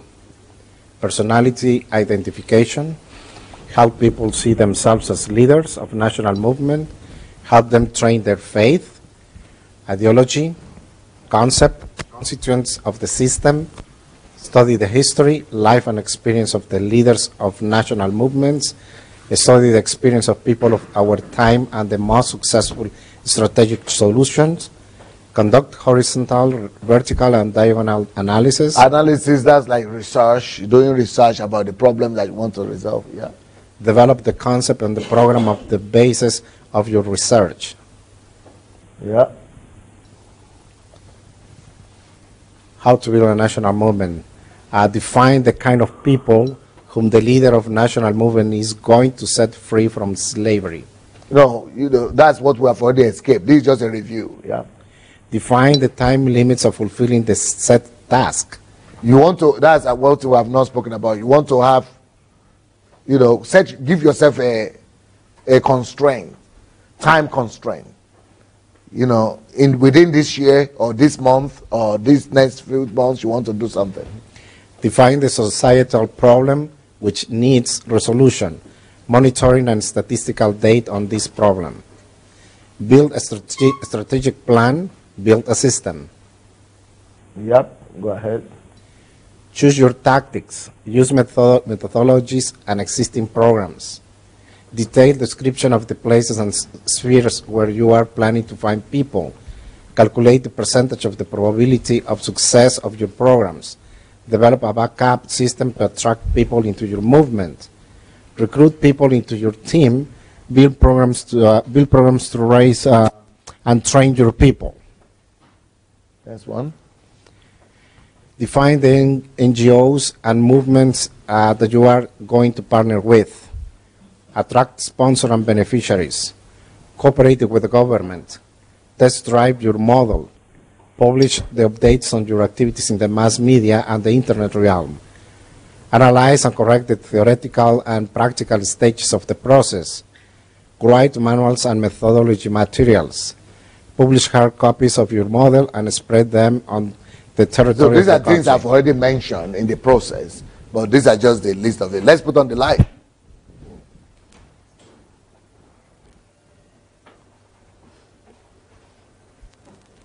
All right, let's wake up, stand up.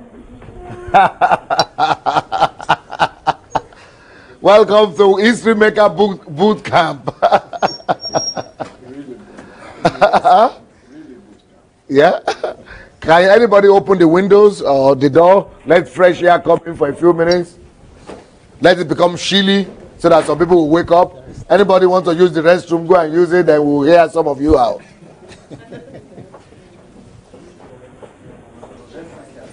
That, why is the Apagabaru's name? Okay, how are you guys who are on live broadcast? Let me try and talk to her. He's online, eh? Okay. All right, who is there on live broadcast? Okay, how are you guys who are on live broadcast? Let me see what you are. Let me try and talk to her. He's online, eh? All right, guys. How are you, everybody? Pastor Derek Schneider, are you there? Somebody said he was there. He's there. Lio says we are here. Oh, Bina. How are you, everybody? Bye. Fumi Jaboda. Anastasia McDonald. Ukiro Ujimadu.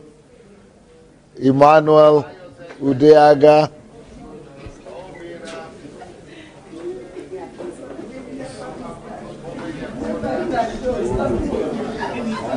Let's go ahead and share the links. Everyone that is here on the Facebook, I want you to go and share the link. Let's go ahead and share the link. If you have not shared this link, I think you all need to have a copy of this. Go ahead and share the link. It could be a blessing to you in the future.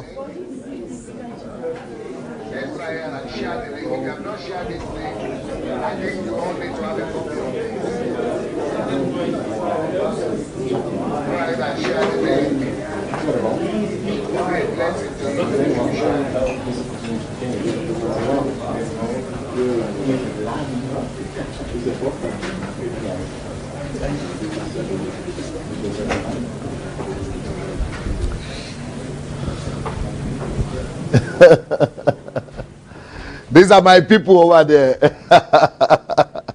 They are greeting me. They are writing some things.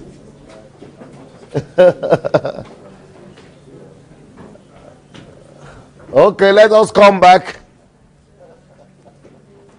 These are my people over there. They are greeting me. They are writing some things. Let's all come back.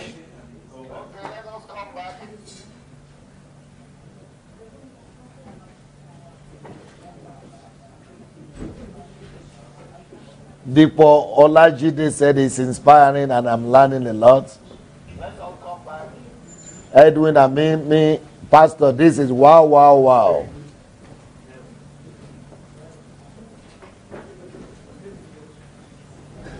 Dipo Olajide said it's inspiring and I'm learning a lot. Gift Amon says it's wonderful. TY says she is so full.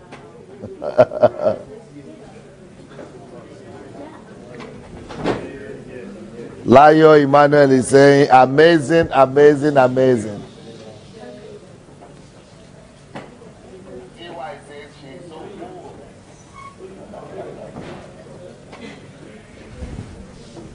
TY is saying, Pastor, you have the antidote to failure in life. Thank God, thank God. Ufoma, I am so inspired, Pastor. Good, good, good, good. Pastor, you have the antidote to failure in life.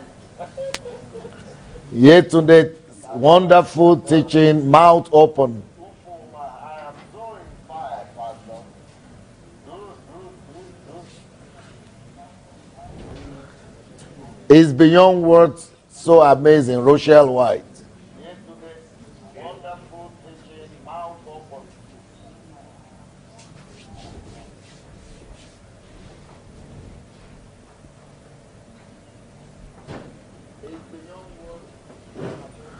Thank God, Emerson. Pastor, you are simply the best. Well, who knows? Who knows? Huh? Lokojoko. What? Lojokojo? Oh, okay. Oh? Oh, that's Yoruba then. Ah.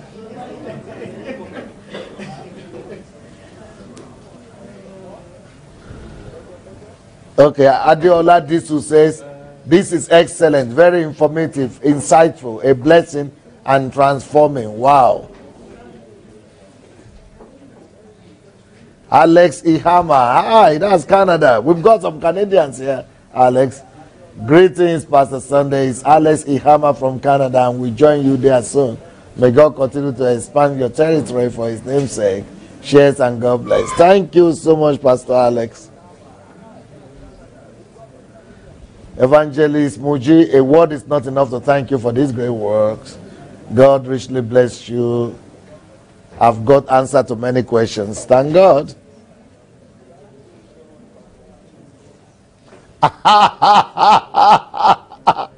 Edwin Amimi said, now I understand why they call you a success machine.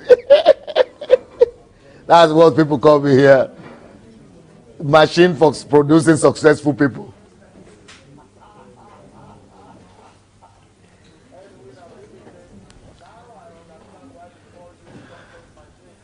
Amos Thomas, I have wisdom banquet tonight in US, and I'm going to unleash.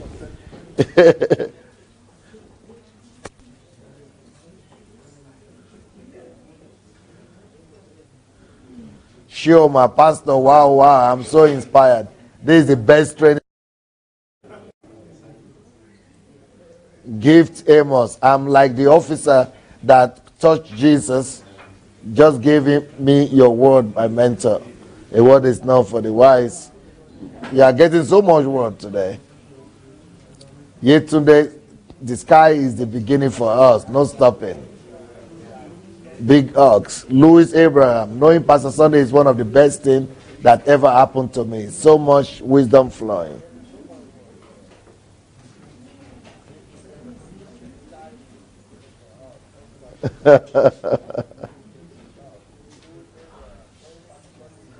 All right. Now, we are continuing now. I have to leave you, Facebook people, but we will still let you be there. Any one of you who wants to participate, we will let you be there. So don't put it off. Let them be enjoying. Let's go to the practical part of it now. All right. Okay, let's come out. I want you to now picture your vision, your dream, your passion. Are you getting an idea of what you can begin to do? Yes, sir. And if you don't stand by yourself, I'm going to make all of you stand again. And it's going to be the 2 in the morning. So you better do, well, you have to do it fast. Any one of you that has an idea, getting some ideas or getting a picture of what he wants to do, what he can do, things are becoming clearer to you. You're beginning to get some things together. If you want to share with us, come out right now. But otherwise, I'll have to get all of you to stand. Then that will be for a long ride. Thank you for the Introduce message. yourself though. Okay, my name is Deji Okanade from London, and this message has been absolutely impactful. Through listening to this message, I'm so confident that I'm going to change United Kingdom. With my website, with my ministry, I'm so empowered. Listening to Pastor Sunday today showed me that I've missed so much opportunities in my life, but when I come back, I'm taking territory. What do you mean? When did you miss? Explain, what do you mean by means? Yeah, because so many times I get people who ask me for an interview, I always decline. I never, put myself out there. Pardon?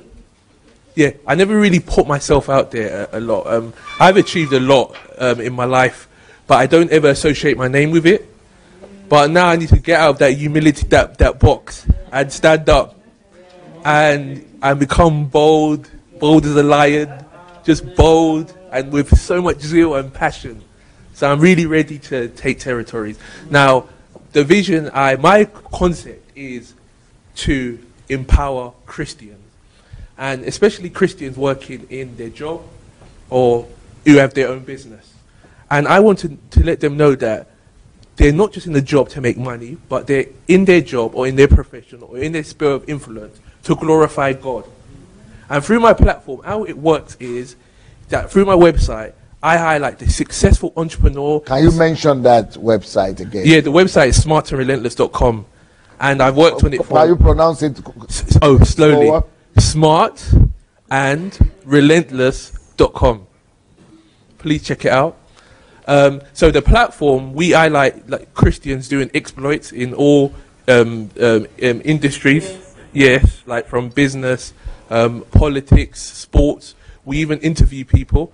Now, through listening to Pastor Sunday, how I plan to expand this vision is to partner with churches, especially young people, and to let them know that if when they leave education or university, for them to pursue their calling.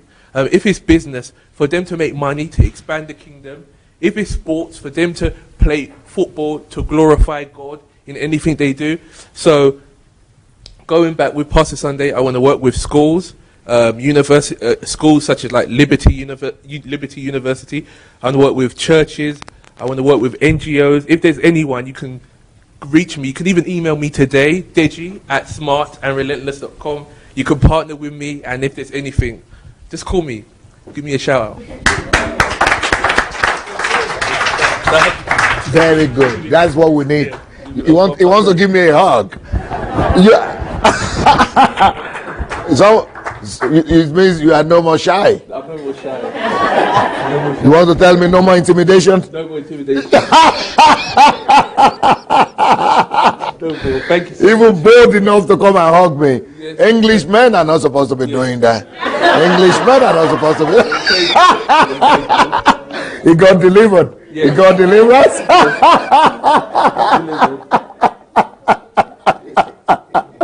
Good for you. Good for you. Somebody is saying here, Anne-Marie Joge, I am getting ideas too as I'm washing. There are so much more to do now from just by washing from home. I have washed and washed again, and I'm taking so much notes she's taking while from home.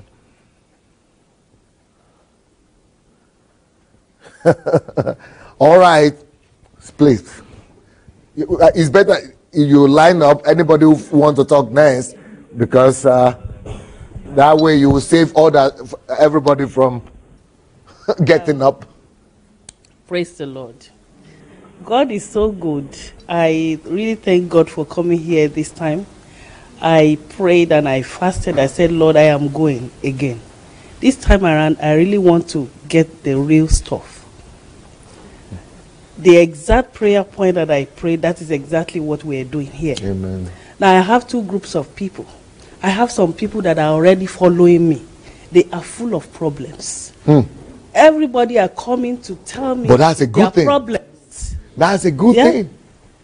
And I'm giving them answers little by little, but I want to do it in a large scale. Amen. Now, how to do it in a large scale, that is the problem that I have.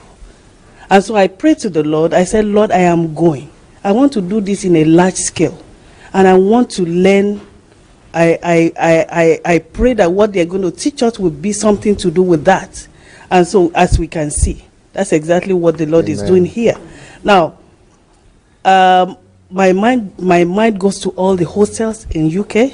Excellent. That's number one. Number two, the prisoners and the addict. Those are my people that I'm surrounded with. So can you see? I'm surrounded with all kinds of problems, which I can solve. Now with the system that Pastor Sunday is giving us, that will solve the problems.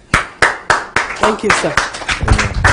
Anybody that is also receiving something, and you think you are getting something, you have been ministered to, and you are seeing yourself, and you are able to associate, because what I want you to do is to be able to actually imagine, picture what you need to do.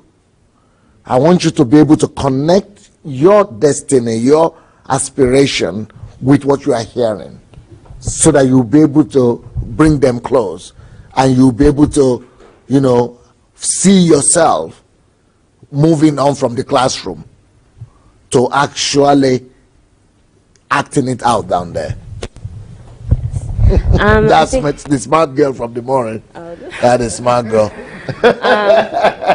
I definitely think that before this I was feeling very kind of like insecure about what I could do. I wanted to always start like a blog or something, but I think when I was listening... Tell them who you are? Yes, my name is Caroline Sharonka. and from California, Los Angeles. And what I realized is that I do have the talent, and I do have the passion to do it, and that's great. But what I was lacking was the system. I was lacking the willingness to just do that much extra to organize what was in my mind. And so I think when I go home, I'm going to actually sit down and plan out what I'm going to say and what I'm going to do and how I'm going to go about it. Also, I meet so many people in Los Angeles, and I always had this ability to encourage people and to encourage them a very specific way. And people individually will tell me, oh, you're really good at encouraging people. And I would always struggle to, you know, pass that along to my field. But I realized, like, even just like you said, just touch 10 people, just 100 people, just start building your followers that way. And I just realized, like, why don't I just write thank you cards? Like, every time I'm on set, I mean, I'm an extra, but there's something powerful about you giving a card to somebody who's just working without any thank you. And if you write down something specific for them, that, I mean, it's a lonely town. Los Angeles is a lonely, thankless town. I mean, honestly, it's not even funny. If you go there, it's palpable, the loneliness. And something as simple as a thank you card. Just like I was talking of London now. It doesn't matter even if that person sees Every me large again. city is like that. Cities that are large, mega cities, they're like that. And the thing is that as large as the city is, it's a small town. And so I don't know how God's going to do it, but I know that if I continue to put the thank you out there, I know that that will come back to me somehow. And I know that he's going to do something with it. And I know that if I start seeing results, even if I don't see results, but the thing about just stepping out to that 10 or 100, it gives you confidence even. And I'm going to start doing that when I get back.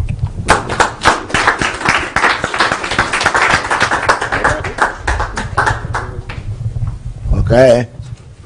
Anybody else wants to share with us? Yep. Introduce yourself. Hello, my name is Ruby, and I live in Scotland, Glasgow. And my wife and I, we are very passionate about people and empowering them to achieve something bigger beyond themselves. So what we started to do, we started to invest in property and source heavily discounted property for the people themselves. So basically what we do, we solve two kinds of problems.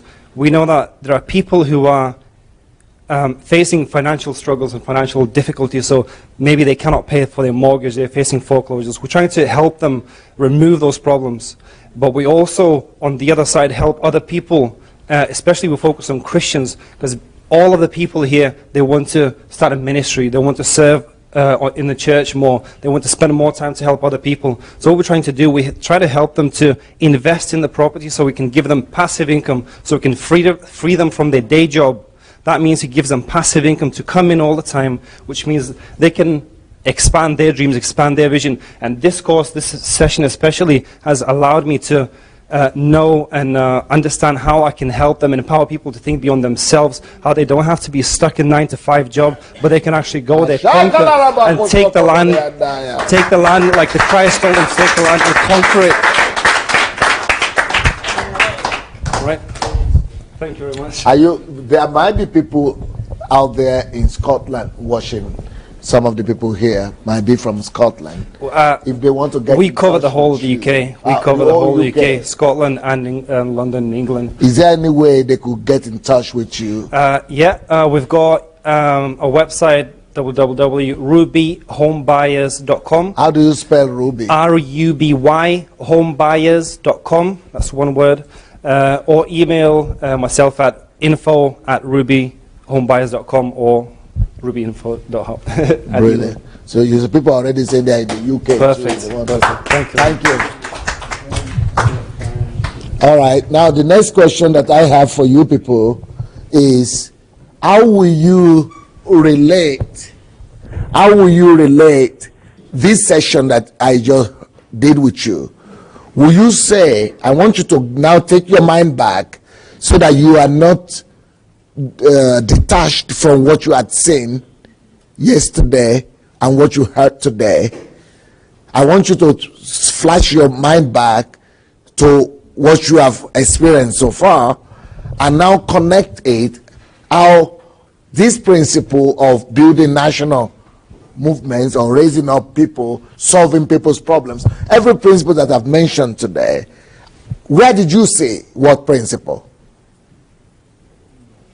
Remembering what you saw today with Igor, or with Alexander, or with what you saw yesterday in those other places that you went to, what principle did you see where? Because you must be able to apply. The reason why we are making people to come and do presentation, and why I'm teaching you principle, is that any principle I talk about, you must be able to say, yeah, I saw that there. So that way it's taking a life of itself. Anybody saying anything anywhere, please come forward. Otherwise you have to, okay, now you have to all start. You're at fault. You are at fault. You didn't volunteer. You have to all suffer for it. Ladi again from California. One of the principles that I saw was at the orphanage, and you mentioned it tonight again. And what I saw at the orphanage was how they were able to have a vision and was able to partner with the government, even to the point that they can tell the government, we're not going to do this, we're going to do that.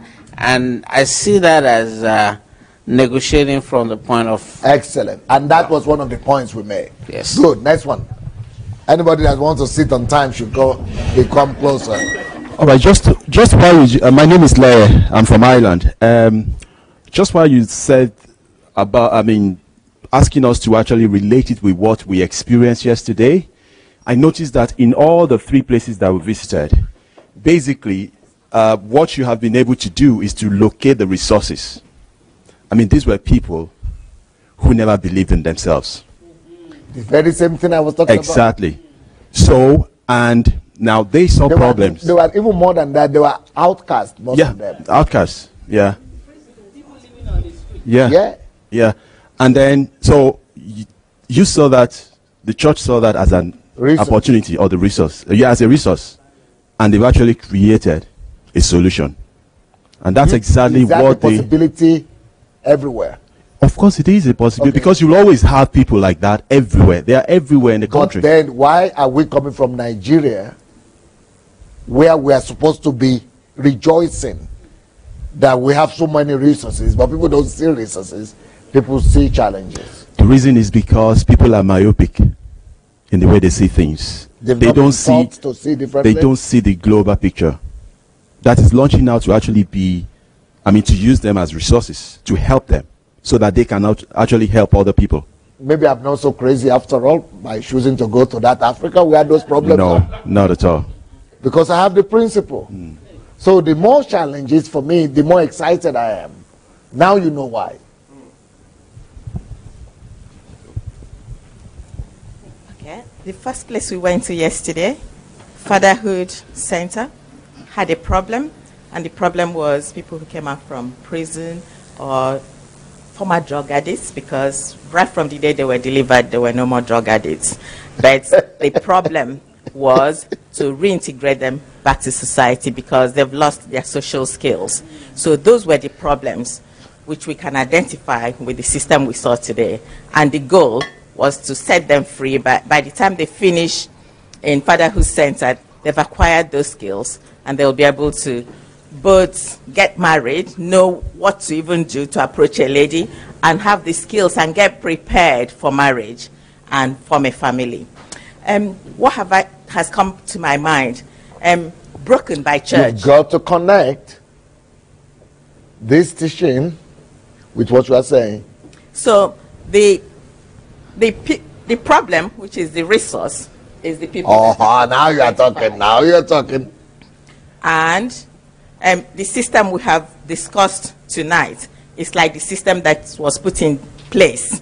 And part of the financial bit is the 50% income which they use. So money, we can't see money as a real problem because there are other ways to resolve those problems. And I've talked about the goal, the end product. So how can I bring something about my life or what I can relate to both the situation I saw yesterday or today? My title could be broken by church. And what I mean by broken by church, there are so many believers, real born again children of God, that have been damaged by church. And I come across such on more like a daily basis. And the worst is, some of them are so well educated. They have master's degree, PhD. Most of us that have come from England will know that we have so many Nigerian PhD holders who don't even have proper jobs. Most of them have ended up being taxi drivers. They've lost hope. Those are critical issues.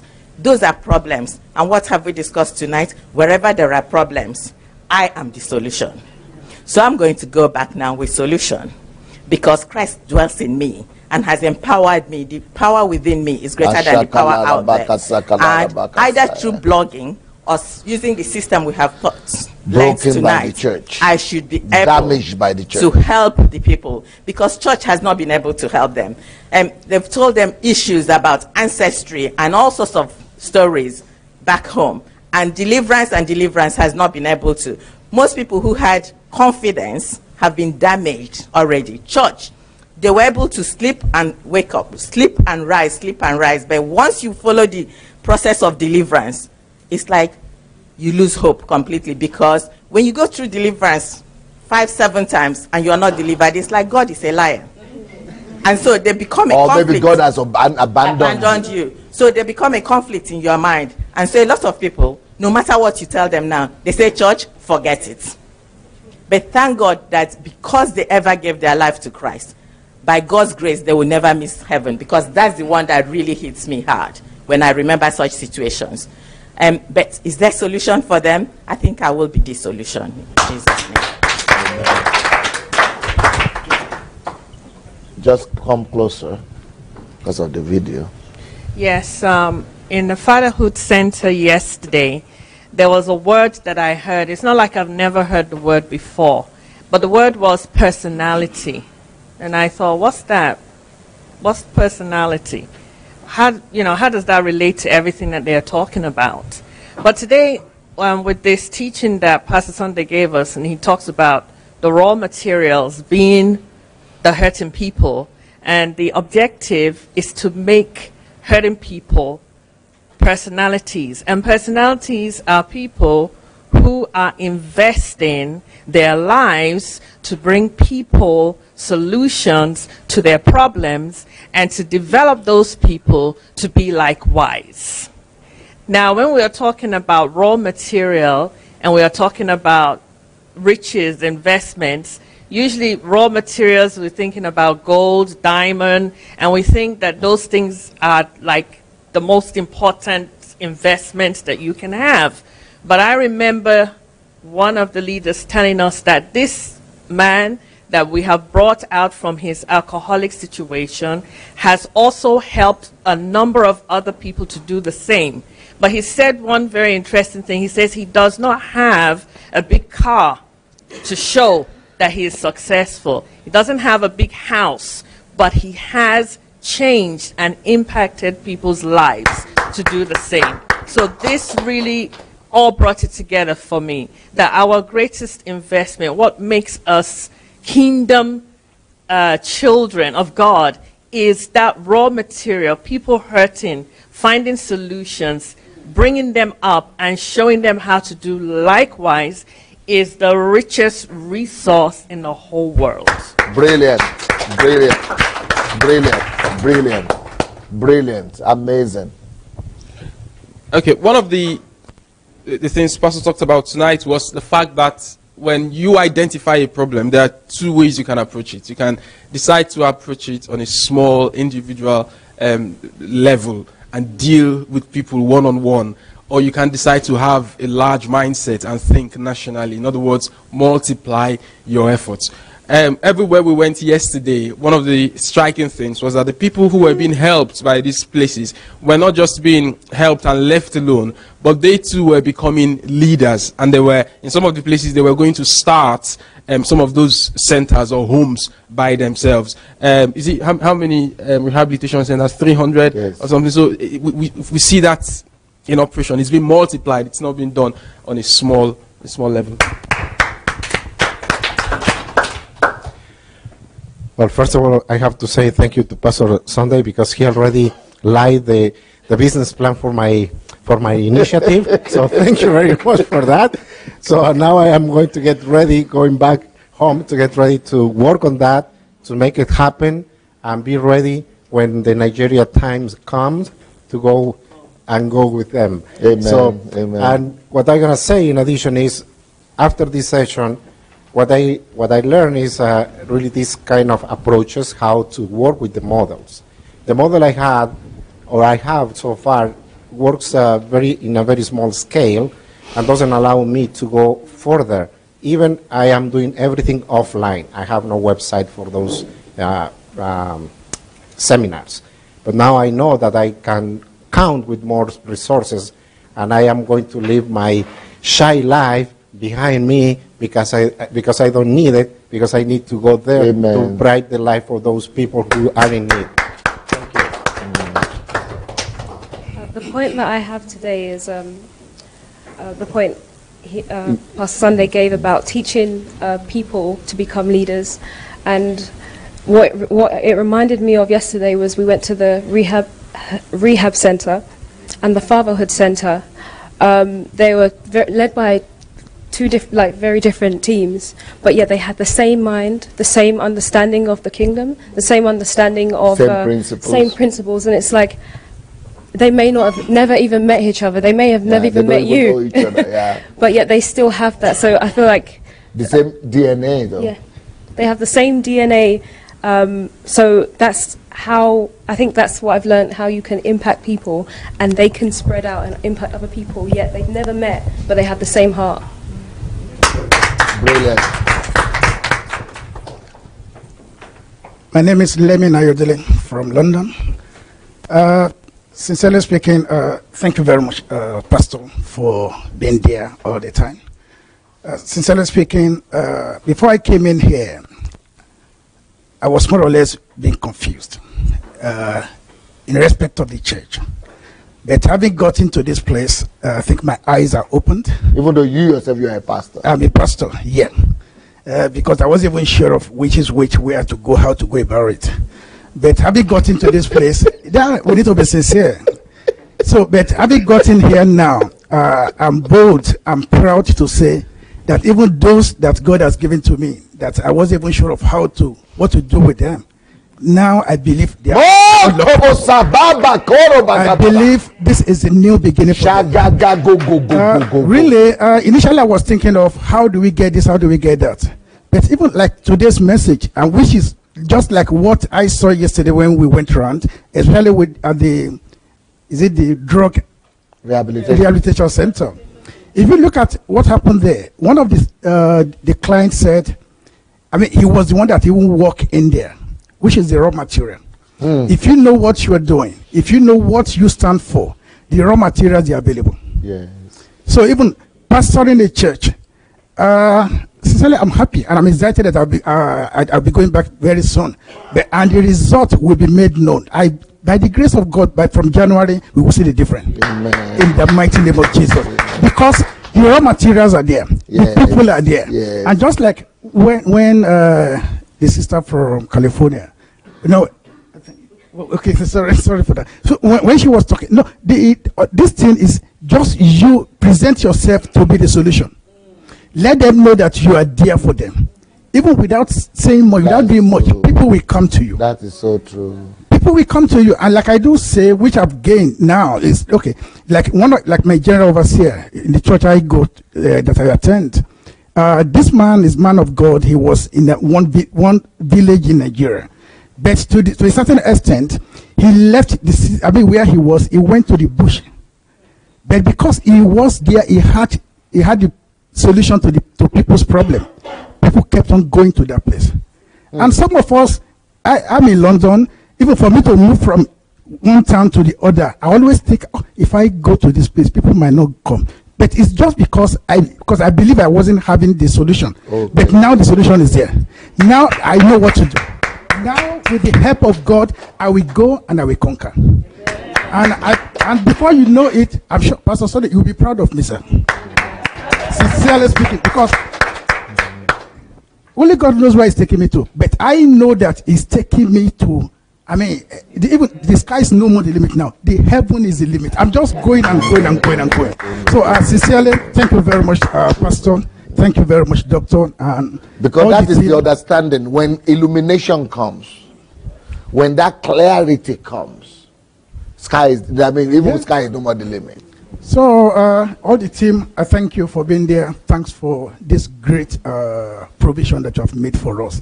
And I know that we will not disappoint you. Amen. We will not disappoint you. This is just number 2 day. Tomorrow, wait for other. Hello, I'm Davida Yemi Akali once again from London. I say This way, forward a Yeah, I little say bit. London, but I'm in Essex, just on the outskirts of London, in the UK.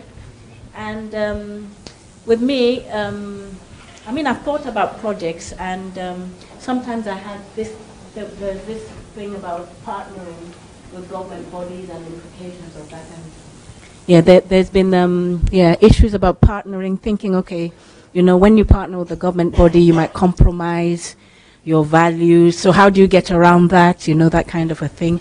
So in most cases, rather than going forward on that level, I kind of back down. But yesterday when we went to the orphanage, they also spoke about areas where they were not going to compromise. Because the program they wanted for the orphans was a minimum of 1 year, while the government was saying they wanted to give them money, but they wanted them to run it for 3 months. And the church knew they weren't going to be able to deliver the values in 3 months, that the kids needed 1 year to be with them. So they decided not to partner with them on that level. But they still partnered with them. So, so they still partnered with them in the area of referral. So the government bodies were still referring children to them because of the standards and what they had seen, the results they had seen from the orphanage. So I have it written here as the principle of not giving up control to the world system, but also the principle of also finding common ground. And Pastor said that when, today he said that when we're working on a national level, we need to look at collaborating with the government and, you know, present ourselves as people who can solve their problems. Because a lot of the time, the church, it's like, it's an enemy. You know, we see the government as an enemy. But we should realize that we're probably trying to solve the same goals, but with different methods or different different strategies, different methods, different values, you know. So it's still possible to find a common ground and move forward rather than throwing everything out. Brilliant. Brilliant.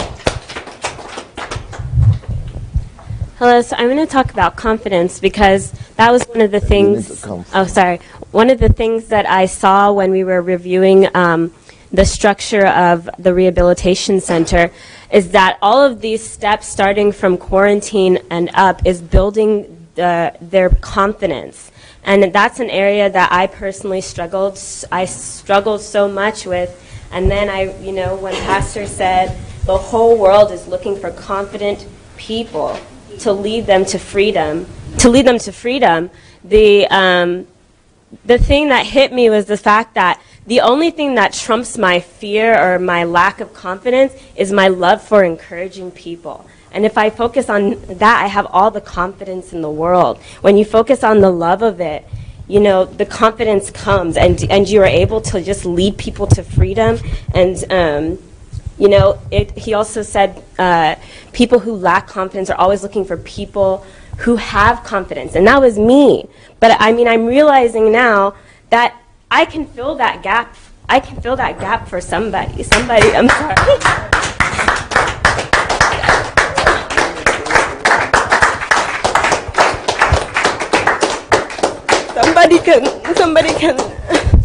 Somebody can look at me and say, if she can do it, I can do it too.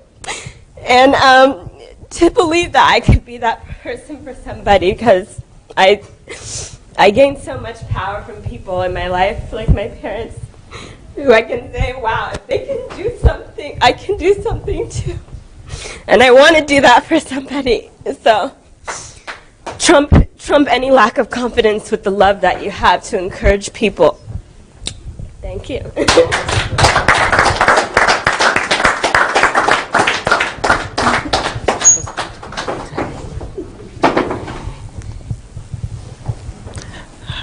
Hello, my name is Tega from Ireland. Just a little bit forward here. My name is Tega from Ireland. Going through what Pastor has taught us today, I realized that I've always want to, since I've been following him and everything, I know that I want to help into this sphere of addiction in Ireland, and so earlier I knew I was going back to do my master's in addiction anyway, because I was going to go into counseling and policy making and all that. So I need to get to the top, but that's for the long-term plan. But in the meantime, there's this policy, there's this thing about Ireland and the youths, that addiction, drinking is just such a big thing in Ireland, and from drinking alcohol, they're moving to drugs. And it's a culture that is ingrained in them that... it's become #1 drinking country in Europe. Yeah, because every time, celebration of their 18th birthday is just like freedom to go into drinking. So their 18th birthday is in the club just to drink alcohol and binge drink. And so it's a big issue. All the youths are really involved and thinking about it. And it's even creeping down below 18 into 13 and 14s, So... right now, I've known that even while I think of the long-term plan of going high in the field, I still need to work with the youth. So I'm going to find ways to get to with all the systems and everything and how to build it. I'm going to get NGOs or something like that. I'm going to put it on paper and work on it so that I'll be able to go into schools and raise up youths again that will take it over from me and begin to carry the vision of letting the youths know the kingdom values and the reasons why they shouldn't be drinking or going into alcohol, and begin to spread it among themselves. So what I'm just going to do is to build history makers of youths in that area and release them Excellent. To go and continue it. Excellent.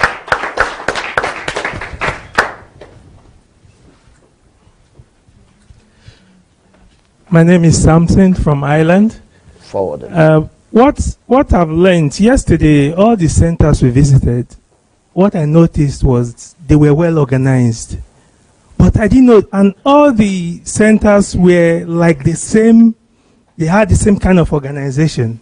They were doing things like the same way. They had programs for people, at different stages in their addiction follow-up and all of that. But today, after the lectures I've had today with Pastor, I've seen that there's a design, there's a structure in place that people have been taught. And this structure, they adhere to it in all the centers because they've been taught. I know I have so many things I want to do, but I've not thought of sitting down to get a structured plan written out, plain and clear.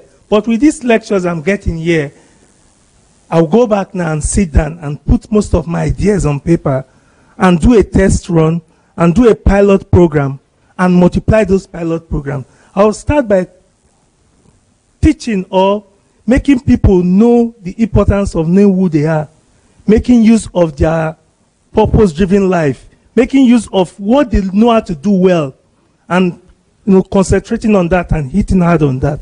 Thank you.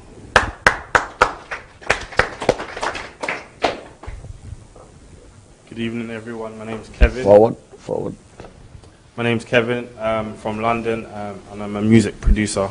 So, from yesterday's visits, one of the things that that came to my mind, what I observed, was the fact that a person a year ago... You have to connect that with what you heard today. Yeah.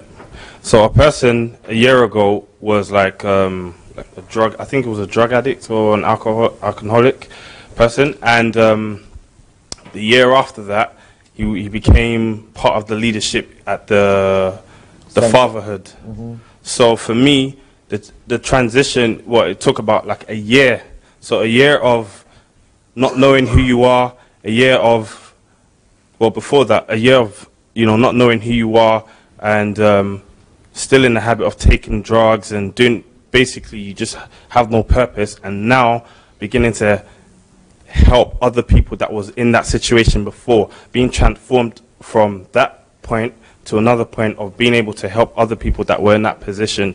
And for me, how I can relate it to today's, what we're learning today is that the systems in place to be able to help people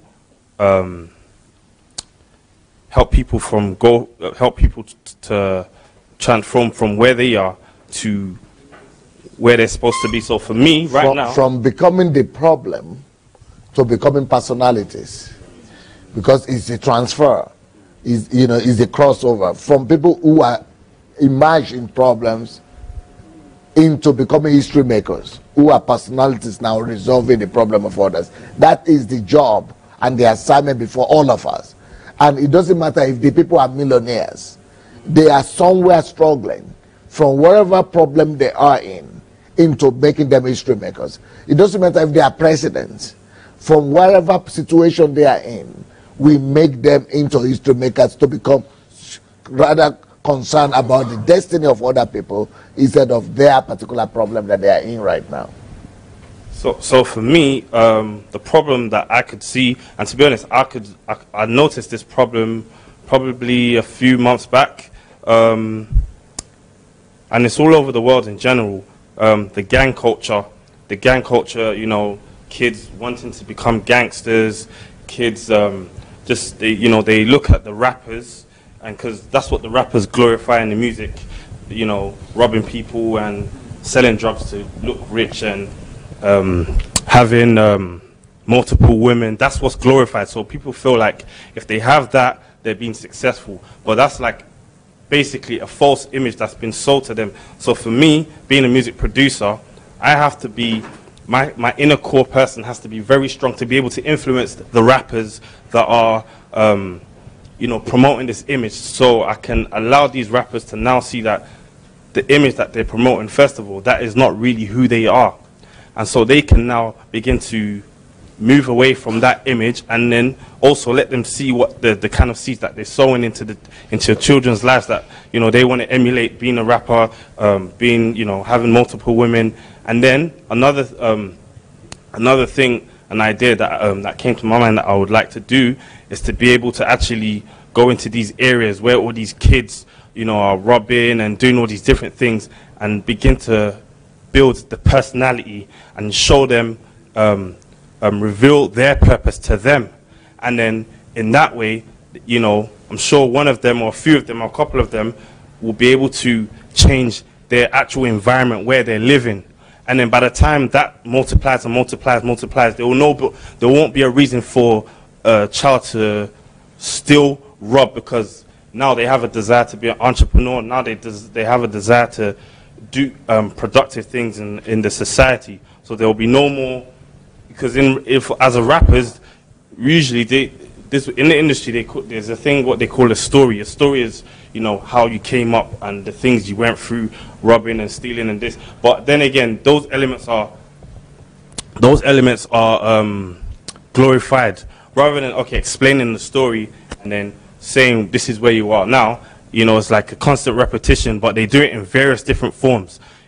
So by the time there's no more low house income or all these low stuff to talk about, then basically people's lives will begin to change. So that's a project I'm going to be working on. Thank you. Now there is another question that I want to address. Thank you. Which is, now let's now connect. You don't need to speak anymore, but let's now in your mind connect. Let's first of all go and remember the morning session. Who remembers the title of the morning message that I brought? Sowing the seed of storms. Now, having spoken about this, addressing the problems of the nation, now let's try to connect that morning message to this message. The bridge and the connection is this, that if we could raise up in church if you could turn church to centers of raising up sons and helping them to identify their problems and spheres of influence all over the country, can you imagine them making a list of all, let's say, 1 million problems that exist in the country, and we know that everybody has a passion for something anyway. Everybody has their passion for something, and sowing them in that sphere where their passion is. All church members. That is how we save a nation. That is how we holistically. And everybody is reasoning this way. Bringing holistic and national solutions to his particular sphere of life. Building systems. Bringing influence. Bringing solutions. That is how we develop a country. Transform the whole country. Getting everybody, bringing solution everywhere. And that is how the seed, the mustard seed that has been planted in the field of the world becomes trees and take over. And that is the harvest of the end time that we're talking about. And that's when we're talking about the end of age. Are you seeing that picture? That nation's problems, that is why we say the problems of any nation really is in the church. How can the church address them? Not just by preaching in the pulpit, raising up sons like you, identifying all your spheres of influence and owning those problems, owning those spheres of influence, owning that territory, and operating in your own field. That way you are becoming a king over your territory. While you are still in the house, answering your question, while you are still in the house, you are first of all a child, then you are being mature to become a son. But when you are given, a son is given to go take over his territory, and the more success you attain in that place, you grow to become a king. A king is when you now have influence, dominion, resolve. You are ruling and reigning over your domain. That's when you are a king.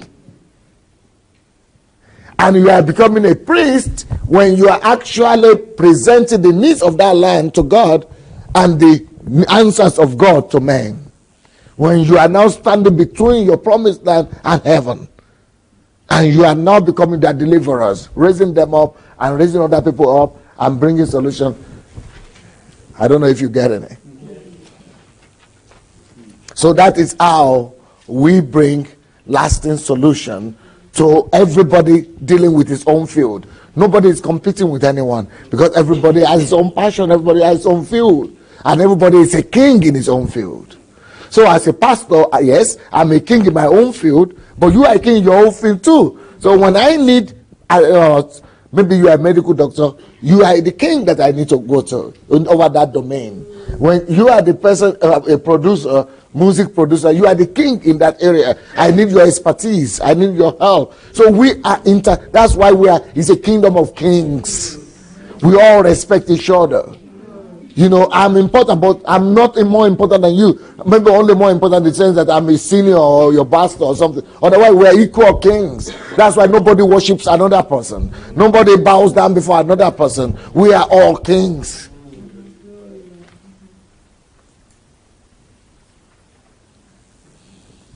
See you tomorrow.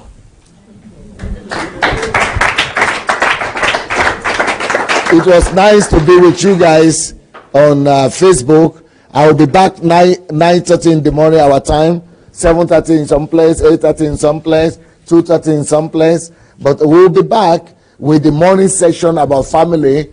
I hope some people will come in the morning to the program with me, as many as one. You could all come if you want. Well, we're going to exchange that. After that, we'll continue with the HMT. But tomorrow morning, we are going to be doing the transmission of the HMT. It's going to be live, like we are doing now. We're going to do a live transmission in the morning as well. So you're going to get the morning session and the evening session. So the whole day tomorrow, get ready. But it was nice being with you guys. Make sure you sleep. Make sure you get 4 hours sleep at least, or 6 hours sleep if you can. And do your best. Do your best. Make sure you need your sleep as well. They wake up. It's about organization. We want you to be able to organize yourself, to still get sleep and still organize yourself and still be able to do what you need to do. Okay. So be right microphone. Begum.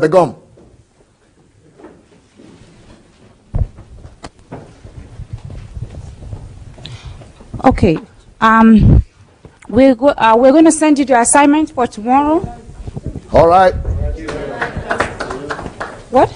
Is somebody sent something? Okay, so right now we're going to...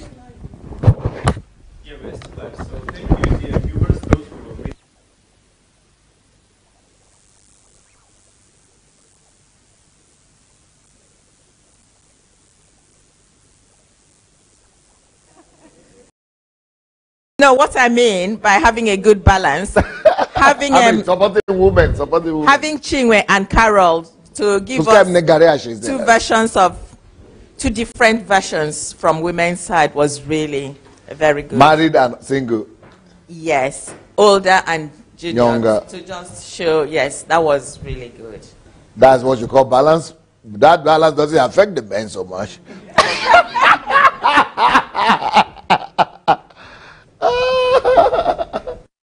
Talking about balance among you girls. Okay. I mean, since you've been running this program, the thought that has come to me, you know, when they say like, you know, the people. What has come to you? The thought. There's a thought that keeps on coming back, and it's like, you know, the thought that the people have been oppressed and the power is on the side of the oppressors. You know, so I see everything you're doing is redistributing that. So far, for so long, the power has been on one side. You know, everybody speaking, society and everything, and tradition, history, you know, everything is on the side, has empowered the male. So I think you're bringing a balance. You're bringing back a balance. Yeah. So there won't be a balance there will be a balance eventually, but the balance might not be, yeah. So you're bringing back a balance that is necessary for the going forward. So his object is fine that emphasizing women problem. It is. I will whisper so the men don't hear me. It is. Okay. But what for the ladies, like your son was saying, he understands you better now. We're packing a few days before and him packing a few minutes before. It's not just about mom. It's everybody. All right, Pastor, that was revealing. But what I have in what I just, while what you were looking at that, what came to mind is the fact that everything you've said, all the pictures and all the statistics and everything, they're actually backed by scripture. 1 Peter 3:7 says, husband likewise dwell with them with understanding, giving honor to the wife. Now, why would Peter write that? Because God knows the nature of a woman. And he says the only way to live with them is to understand them and to give honor to them. Now, I showed us something. In April, I was going through the scripture. I call it the Colossians 3:19 challenge. If you open Colossians 3:19, I was reading through that scripture, and I was going to fly over, and the Lord says, listen, concentrate on this scripture. I looked at the Amplified Version. It was about 4 lines. And God said, the next 30 days, pick every single word there and implement it. In other words, love your wife the way that scripture says you should. So all the men should actually look at Colossians 3:19. And it talks about the way you speak to her, and it asks that you sympathize with her and, you know, be affectionate. And for 30 days, I didn't tell my wife. Whatever the Holy Spirit tells me to do, I did. And I created a diary for that. Now, before the end of 30 days, she noticed, and her response towards me also changed. It was after the 30 days that I told her what I was doing. Now, what am I trying to say? You see, the stereotype is what you've just described. A man that will live by default, that's what we will do. We would rather the woman do all the work and we not do anything. But we need to be intentional in our relationship. I say to men, most of us are professionals, and what we do is when we want to be chartered or qualified, we put in effort. Nobody wants to be a chartered accountant and goes to bed without studying. And I say, listen, your marriage is more important because no matter what your calling is, if your home front is not in place, you cannot achieve your destiny. You will be an hypocrite because you'll be presenting what you're not to the public. And so the marriage should come first after what God. the men were saying that they just didn't know. Well, Pastor, the truth of the matter is, you are actually doing that now, but how many men are actually logging on? When you organize a seminar sometimes and you want to impact people, you tell them they would rather their priority is somewhere else. They'll tell you they don't have time for such things. Now, if you have stuff to give to them, how would they learn if they don't come? That is part of being intentional, Pastor. We men have to be, I'm talking about men now, we need to be intentional in our relationship and marriage. Marriage is hard work. Pastor has said it, we've heard it. It is hard work. What that means is we need to work at it for it to work. Praise the Lord. Brilliant.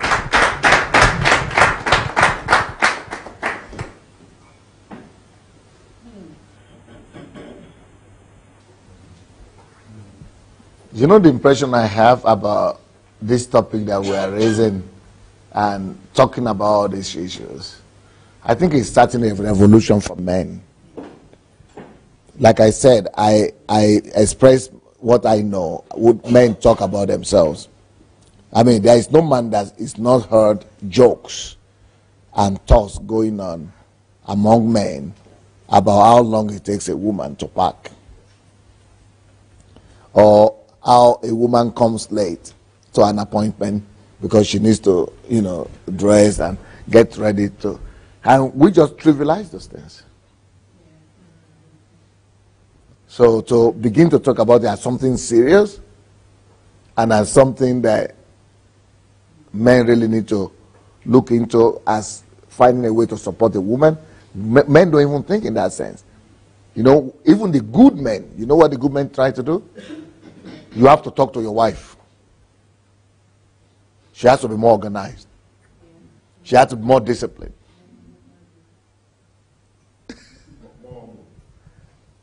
or more broken, more humble, or more, more modest, yes. But even if you're multitasking,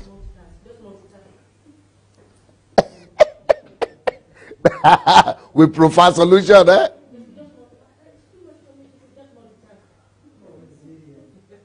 It's so easy, just multitask. Okay.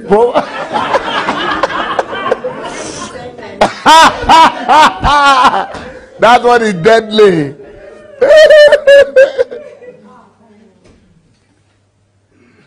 Go and read Proverbs 31. That is deadly. Wow. But what Caroline said, that even if you don't have children and family, you still have thousands of considerations, things to consider. And it's not easy. You still have to take a decision. So, and there is another thing I'm going to talk about maybe tomorrow or something. Men don't even like to take decisions sometimes. And we still want the lady, okay, you decide. We didn't know how tough it is for them to take decisions. Anyway, today we are going to be talking about systems. System.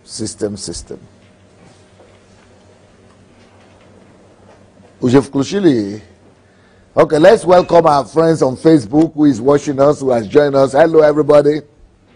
Blessings. Oh, it's so quiet the way you are greeting them. Hello. I'm going to get the shorunke before we go into the serious matter. Your husband said she's just discovering you. He's just discovering you. How did you cope with that all those years? And he didn't even notice. And, when men say, I'm having a good life with my wife, it is normally not to the credit of the man. it is to the ingenuity of the lady, because she's been able to conceal a lot of things, cope on different fronts, fight our battles and his battles without even him noticing. It's a compliment to the lady, but an indictment to the man. I want the people to learn from that. Well, to be honest, it's absolutely true that, in my marriage, I did take on a lot of things. And honestly, the way that I am, I shouldn't have even been able to do that. So I look at it as God's grace. I was the only child for more than 21 years. And my dad's love, my mom used to cry because I love my dad. My dad loves me so much. So you can imagine the kind of care that, I got. And when I got married, in my mind, my prayer as a single woman, 27. Oh, grown up. Yes. My prayer when I was single, I'm for enjoying your single life, the best you can. That's how you don't miss it. Just enjoy your single life. But I was of the mind that, my friends used to say, oh, I want my husband to look like Denzel Washington. And I used to sit down, and these are Christians. I used to say, what's going on here? I'm missing something. My thing was, I want to be the best wife for who I'm going to marry. Wow. I am not worried about him because I know that God is fixing him up. So that's not my business. That's his business. So you are busy working on yourself. Yeah, I used to say, God, how can I want to, I want to be the best wife for this person that you're preparing for me. That was just my philosophy. And so when he came and everything, he was a student, a dental student. He had a big challenge before I married him. He had an accident. He almost lost his leg and all that kind of stuff. And we still stayed together. And then after all of that, got married.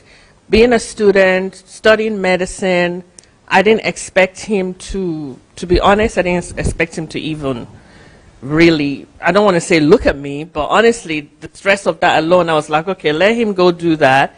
And I will do all of this so that he can finish that successfully. Because he was a student. He was a student. So he could finish all of that without distraction. And then, we can move on. But you know how it is. One thing comes, another thing comes, and so on and so forth. So before I knew it, I was pregnant. I was having a baby. He was doing some more programs in medicine. And so, I just kept on bearing it. But the favor that God gave me was, I think what I learned. You kept on just bearing the whole thing by yourself. Yeah, but you know what? I had an outlet, though. I sort of figured, you know what? There's a lot of pressure here, so... But he also thought he had an excuse. I was going to work. He said he was just gone. Yes, and he could do that because I'm bearing all of it. If I just lie down and said, okay, I'm done, I'm not doing this anymore, I'm sure he would stop. Because men think that they have an excuse because they got a job. Yeah, and we think he has an excuse too because he got a job. At least that's the way I felt. I felt like he also had an excuse. But because men don't know what women pass through, we sell that to you until you begin to believe it, that we have an excuse. Yeah, that's true. And it's too one-sided. I think that is in line with what Davida said. That is for so long, the world has just been run as according to the man's mindset. Yes. So, but my where I was telling you that I had a place of escape.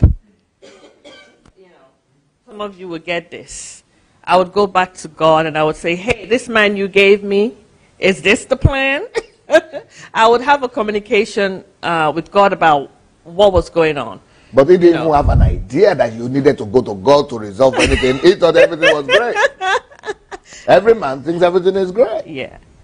But to be honest, when he would come around, somehow, some way. When he will appear. Men only appear to give the children, to make the baby. There were lots of things. Somehow they find a way of getting her pregnant. They don't have time for any other thing, but somehow they get her pregnant one way or the other. That they don't fail to do. They might not wash the place, they might not cook the food, they might not iron the clothes, they might not, know where the room is, where the restroom is. They might not know where the money is coming from, where the kitchen is. They might not know where the mall is. But somehow they get her pregnant. Well, I'll be honest.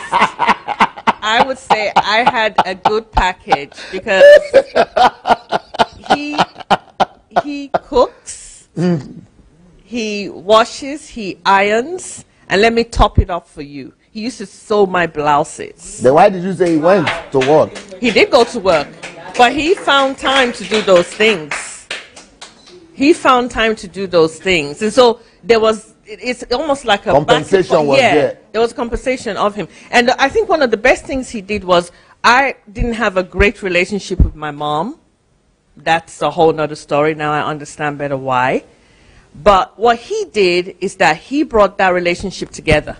Because I'm an only child for my mom. When I was having my baby, he told me, he said, she's coming over here. I'm bringing her to our house. Don't worry about it.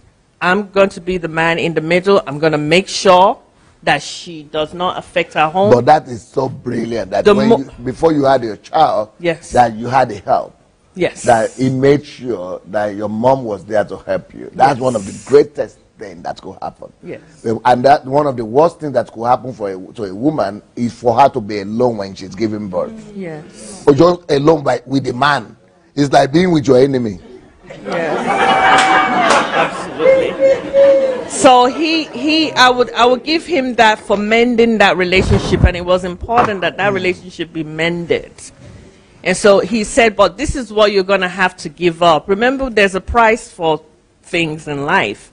He said, this is what you're going to have to give up. You're going to have to give up your kitchen.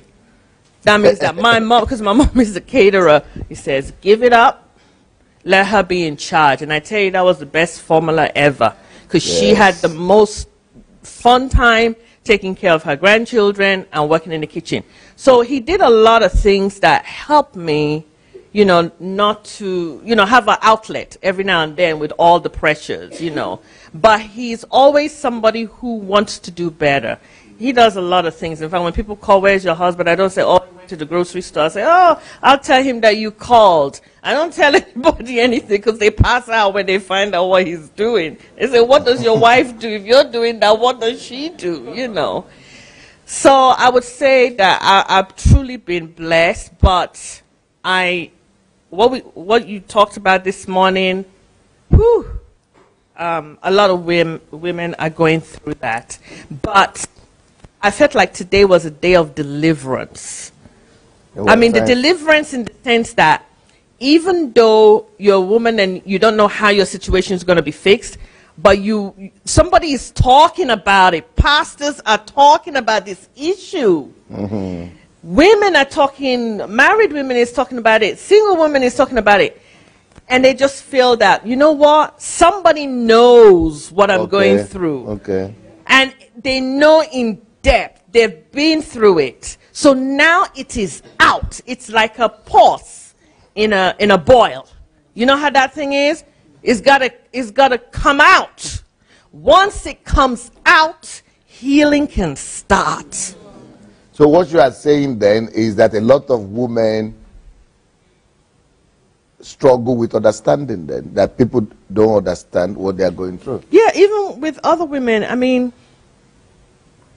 we may share story together. I may say, in my home it's this and that. She will listen to me.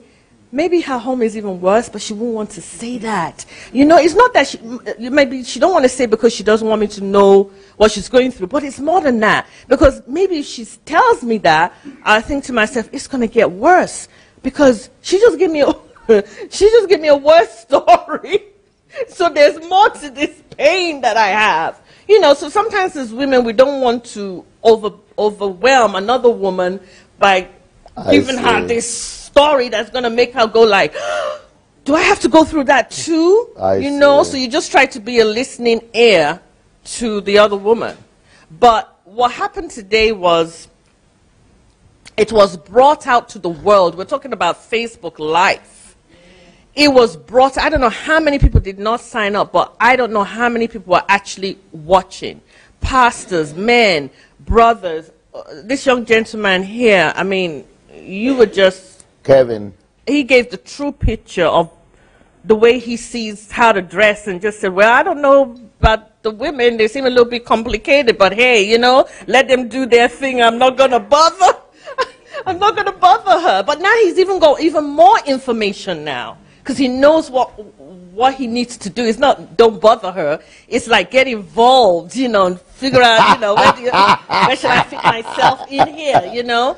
So when I look at him, I can't imagine how many of him were listening, you know, and actually getting something that they always were curious about, that they probably thought in their mind there's no solution, just have to accept it, that's just the way it is. Now he knows that's not the way it is, right? Yeah. Now you know how there's a way, there's a formula, I can deal with things, and our marriage could be better whenever you decide to do so.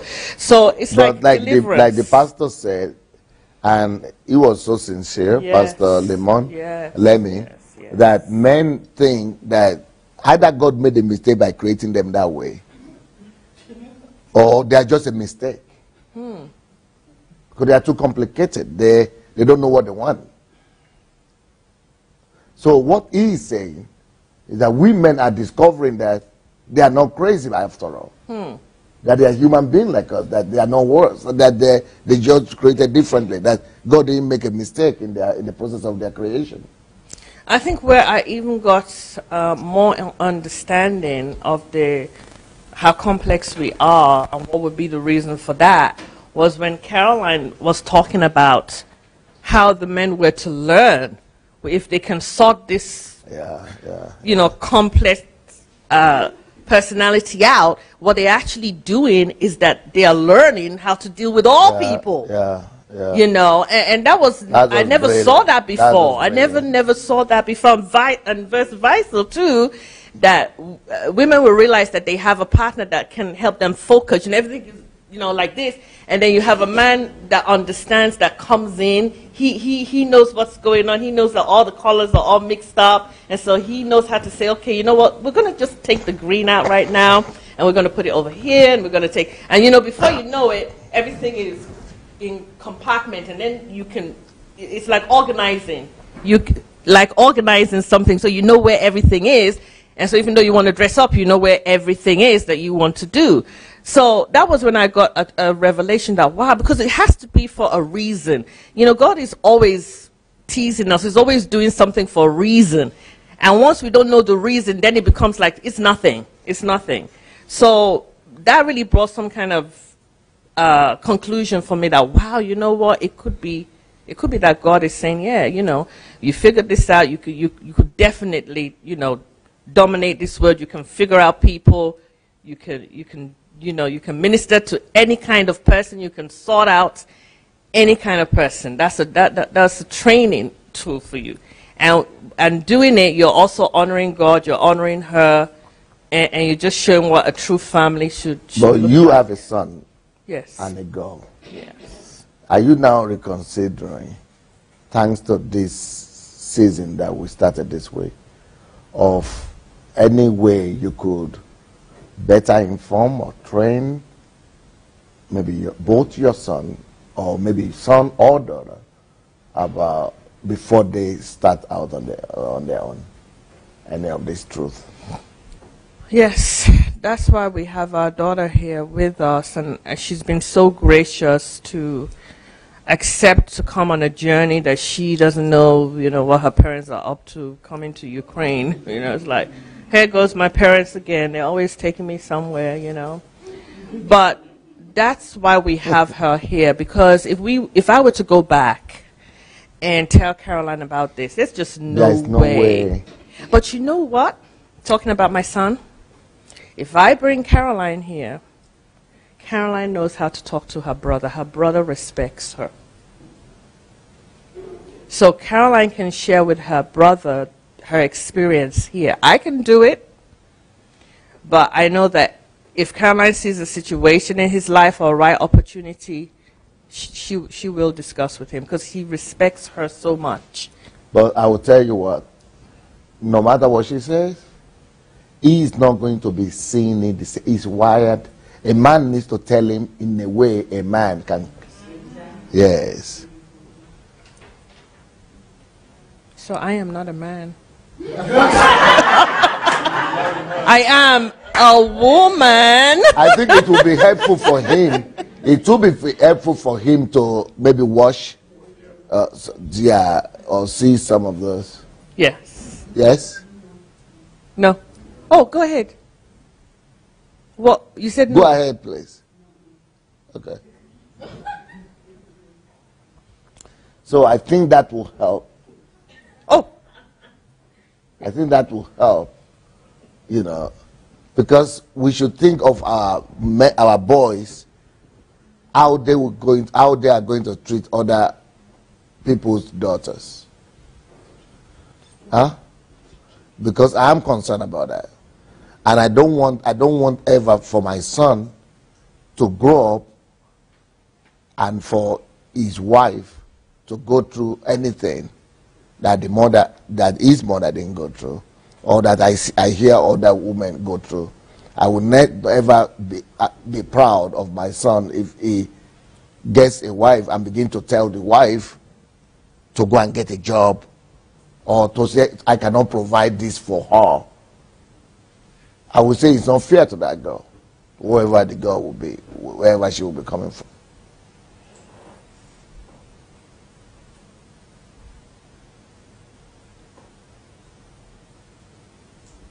I would not like any girl, any man, to treat any person's daughter with less dignity and less understanding that she deserves. So I think even for the sake of our sons, maybe for the sake of our daughters too,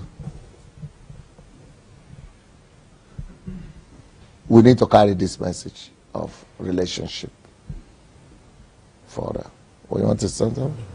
Okay. Yeah, you can bring it. You'll be reading today? Okay.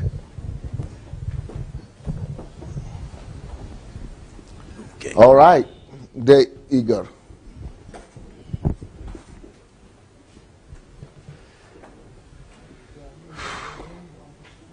Pastor James, are you okay?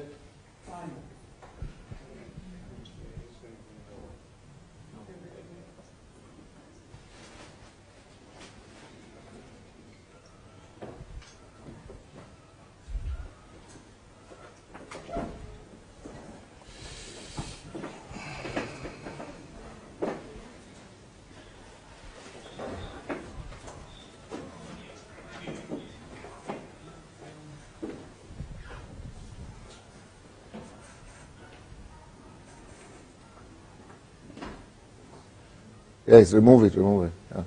Remove it, just remove it. Okay. And then you have to put off the light.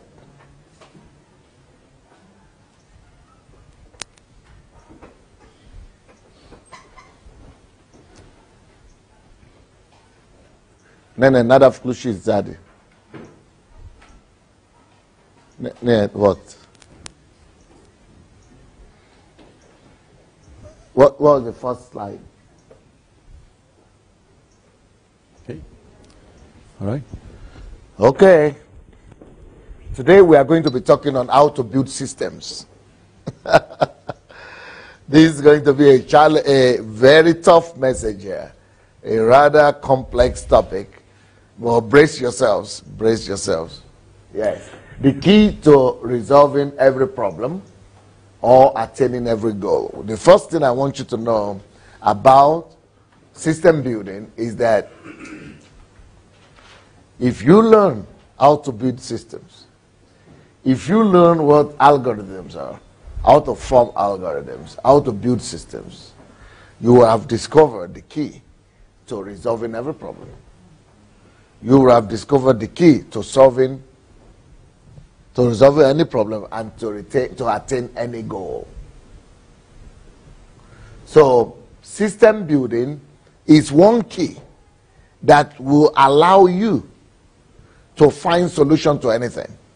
It's one key that will allow you to attain any target, any goal that you set before yourself. is so important that you can actually single-handedly bring solution to any task and any challenge in front of you, if only you can sit down and discern a system to resolve that issue. So there is almost nothing as strong as it. As a matter of fact, people who have learned to build systems are the ones who control the world, because they can sit down and provide solution to any challenge ahead of them just by putting down principles and algorithms and formulas that will find a way to that particular challenge that is ahead of them. So that's why mathematics is so important. And a lot of kids and even parents don't understand why is it that we have to study mathematics, or why is it that we have to study physics, science, chemistry, biology, and all those elementary science subjects. But some people study them and look at them as just subjects and classes that they take. But really, it's for you to be able to learn principles of detailings and principles of detailing and rearranging or formulating formulas and algorithms. So the whole idea of mathematics, physics, chemistry is for you to be able to disassemble anything and be able to assemble it in such a way to bring about a formula of solution. That is the whole idea of mathematics. So the reason why you study mathematics is for you to be able to know that, okay, if 2 plus 2 equal 4, it means that if I want this wall to stand, the same height, 2 on 2 must be here, 2 on 2 must be here, so that they will both stand, and then something for me to put something on top of it, so that one will not be 2 and 1 plus 1, one will not be 2 plus 4, and then it will be like that, and it will be collapsed. So it's for you to be able to put things together, for them to function. That is why anywhere you find a highly developed society, in industry, in electronics, in mechanisms, telecommunications, anything, anywhere you find industry, machine buildings, factories, it is always because mathematics and science is well developed there. Because the things that make industries develop, the things that bring you about, is the ability to be able to, is the ability to make things, is ability to work out precisions, and the ability to calculate and make things function according to order. So orderly societies are highly technological societies. Orderly societies are highly progressive societies, because they make things work. So a society that is encouraged in mathematics, in science, they attain quicker growth in industry and in advanced systems of that work in general. It's unfortunate that people look at mathematics and physics as something that is just a subject that they get, but it's actually to produce people who can calculate, dismantle things, and rearrange them in such a way to function and to create something that never existed. And that is what we call systems. So people who have gotten that, who are able to put systems together and things together to function and assemble, and be able to assemble things, one thing and the other, to put together to create what has never happened, is what we call system builders. These are people who can create systems, and they are the ones that the world revolves around. They are the ones that make the world, go around. They are the ones who control the world. So, for example, It is one thing for you to work in a hospital. It is one thing for you to go to be treated in the hospital. But the man that will be able to sit down and build and work out a whole hospital, how it's supposed to function, and build it and be able to put it all together. Build the system, hospital system, health system. They are the ones who run the world. It is one thing for you to be able to ride a car and sit there as a driver. It's another thing for you to be able to repair a car and be a mechanic. But it's a totally different thing for you to build a transportation system.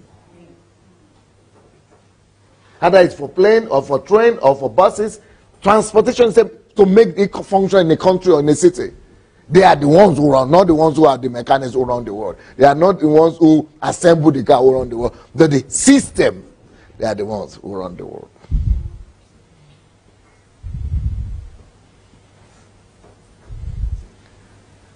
Why is Apple running the world of smartphones? Controlling yours and mine life. Why do our lives have to depend on Apple products? They built a system that provides solution to our needs. So the whole world is dependent on the system that a man built or it's an organization built. They run the world. They tell us how our lives are supposed to be. Why is it that the richest man in the world, Bill Gates, is the richest man in the world? They control the world. Every country will be happy if he wants to visit, from the president to anybody. Why?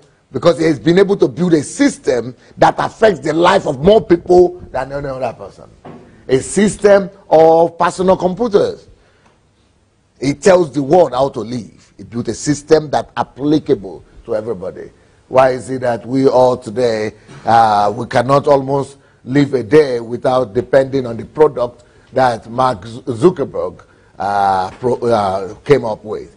Because he created a system that we cannot function without. These are the people who run the world. So when Mark Zuckerberg went to Nigeria, the whole country was talking about why. Because these people who make the world run about, what do you call it? Revolve, or who make the world move about, or what do you call it? Go round. People who make the world go round are people who have been able to build one system or the other. The ability to build systems is the greatest thing, one singular thing you could think of. Why are we all here? Because somebody built a system that is called HMT. If you go to Africa, you will see people doing HMT. Go to Canada, you will see people doing HMT. Go to America, you will see people doing HMT. Somebody came up with that system.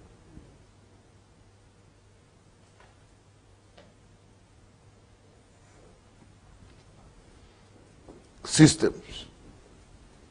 But before I leave the world, I want to build a system that will be better than Facebook, better than Google, better than any of the latest system that has ever been developed in this world.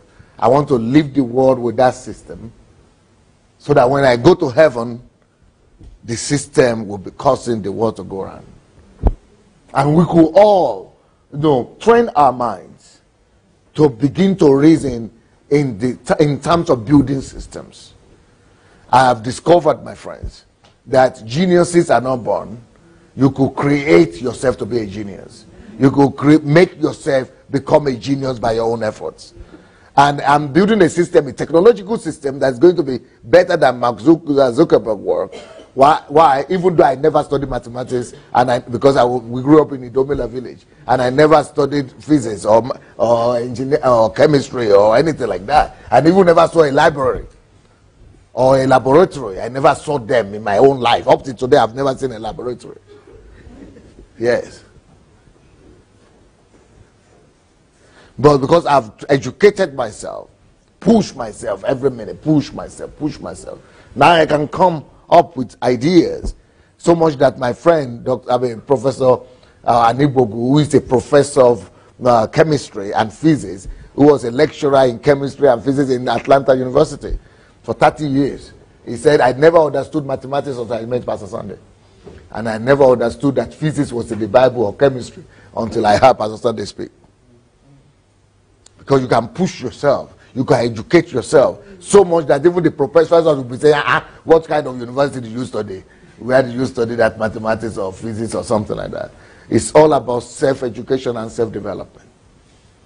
So even people who are in university today teaching physics and mathematics, they don't even know it's for building systems. They don't even have an idea. They just think that it's just having a subject. They don't know how to make it applicable in life. So that's why I want to show you the applicability of systems, so much that you know that just the ability to build systems will enable you and afford you the skills to resolve any problem, either to resolve problem or to attain any goal. All right, here we go. Yes, please. Principles and laws of life. God created everything by laws and certain principles. Whose body is that one? Okay, the person got it off. Life works by certain identifiable principles. That is why life is predictable. Now, all that you've just read might mean nothing to you. You know, we saw just saw a bunch of words, right? And it might not mean much to you. But if you understand that one singular page, you'll be one of the most educated and most informed people in your generation. Just that page alone. Just one page alone.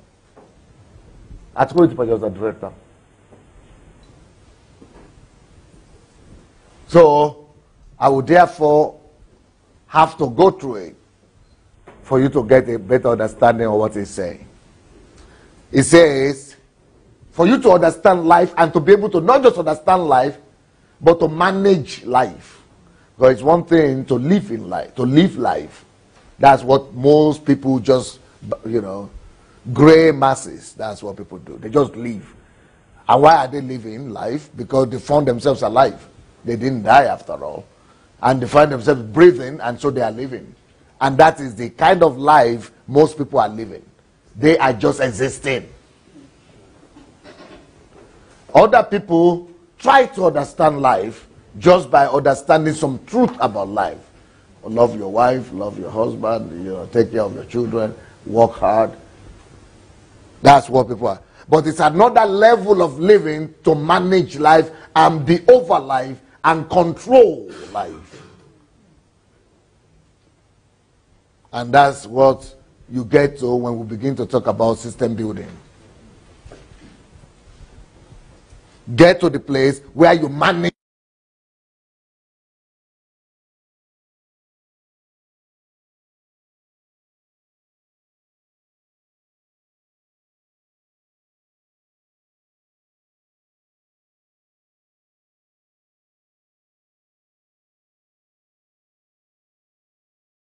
Only few people can talk. And when people who are just living life hear that, they think you are a lunatic. And I will probably not hide it from you that no few people thought that I was absolutely lunatic and I was delusional whenever they saw my video about Nigeria. Because if you've seen my video, my speeches about Nigeria, what I say about Nigeria sometimes, about my going to Nigeria, about what is going to happen, people say either this guy is coming from another planet or he's just totally crazy.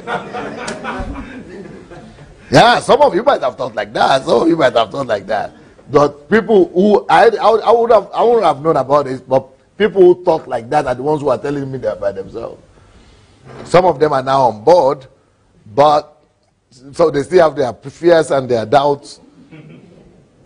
But it's not normal. And I know it's not normal. But we don't belong to the same place. We are not coming from the same place. We are not talking from the same platform. I'm not talking from the platform of somebody who is living, who is just living as a human being. And I'm not talking from the platform of somebody who is trying to live the good life and learn some principles from there and be good Christians because they read the Bible or trying to read the Bible. But I'm talking from somebody, or I'm from the mindset of somebody who knows that just like you can you can ride your car and direct it. You direct it or you manage it. It's not manage, you use for it. Manipulate, maneuver. Yeah? You control. You can control your car when you are driving. You control your car. You decide on the direction. You decide what it does. You determine if it stops or goes and how it goes. You can manipulate, manage, control that car. You are in charge. Such could you be about life. You can be over on top of life and rule in life and rule over life rather than be at the mercy of life. And one of the very important factors for that to happen is what I'm about to reveal to you today. Men who build systems are the ones who are managing, controlling, and ruling over life. And for you, at least to have an understanding of what's going on, you need to be familiar with this message today. At least so that you even know that this concept exists. And the very first thing to know in that process of becoming people in charge of life is to know this principle that is here. And the principle says that life is based on laws and principles. You must know that life is not just chaotic. Life is not just like air, just breathe now, and you cannot dissect it. But life is dissectable. Just like, you know, the iPad that you are using, it's not just mystical. This iPad is not mystical. It could be dissected, and everything could be put apart and together again. Such is life too. So why is it that iPad, I'm seeing it as a singular entity, but it's not. There are more than 6,000 elements here, components, that are making it into one unit. Such is life itself. Those units and components is what you call principles when it comes to life. Here you call it components.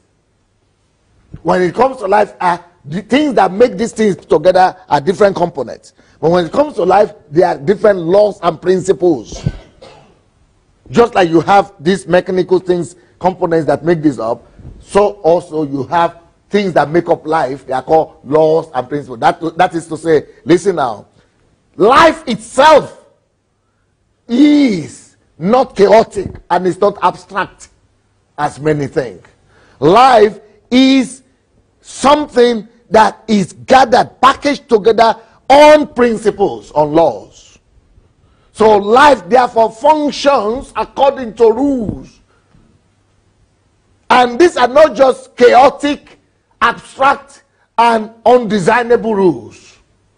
These are fixed rules, laws, principles, fixed.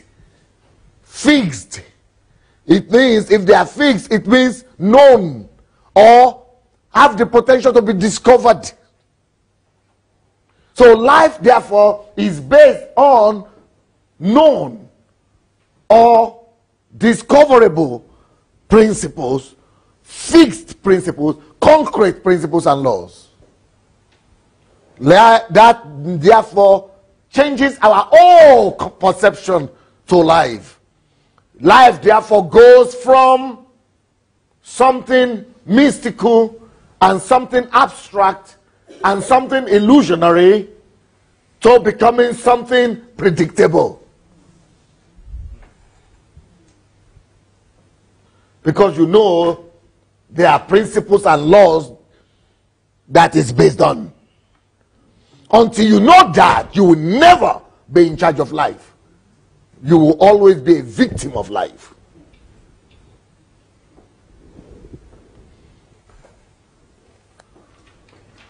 As profound or simple as what I'm saying is, it is important that you stop a little bit or pause a little bit and reflect on what I just said.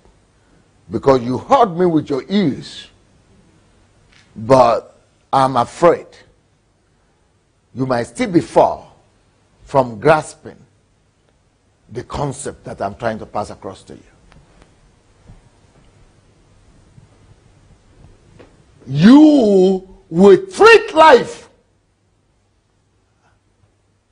as a mystery and as a mirage or illusion from which to expect miracles if you don't understand what I'm talking about.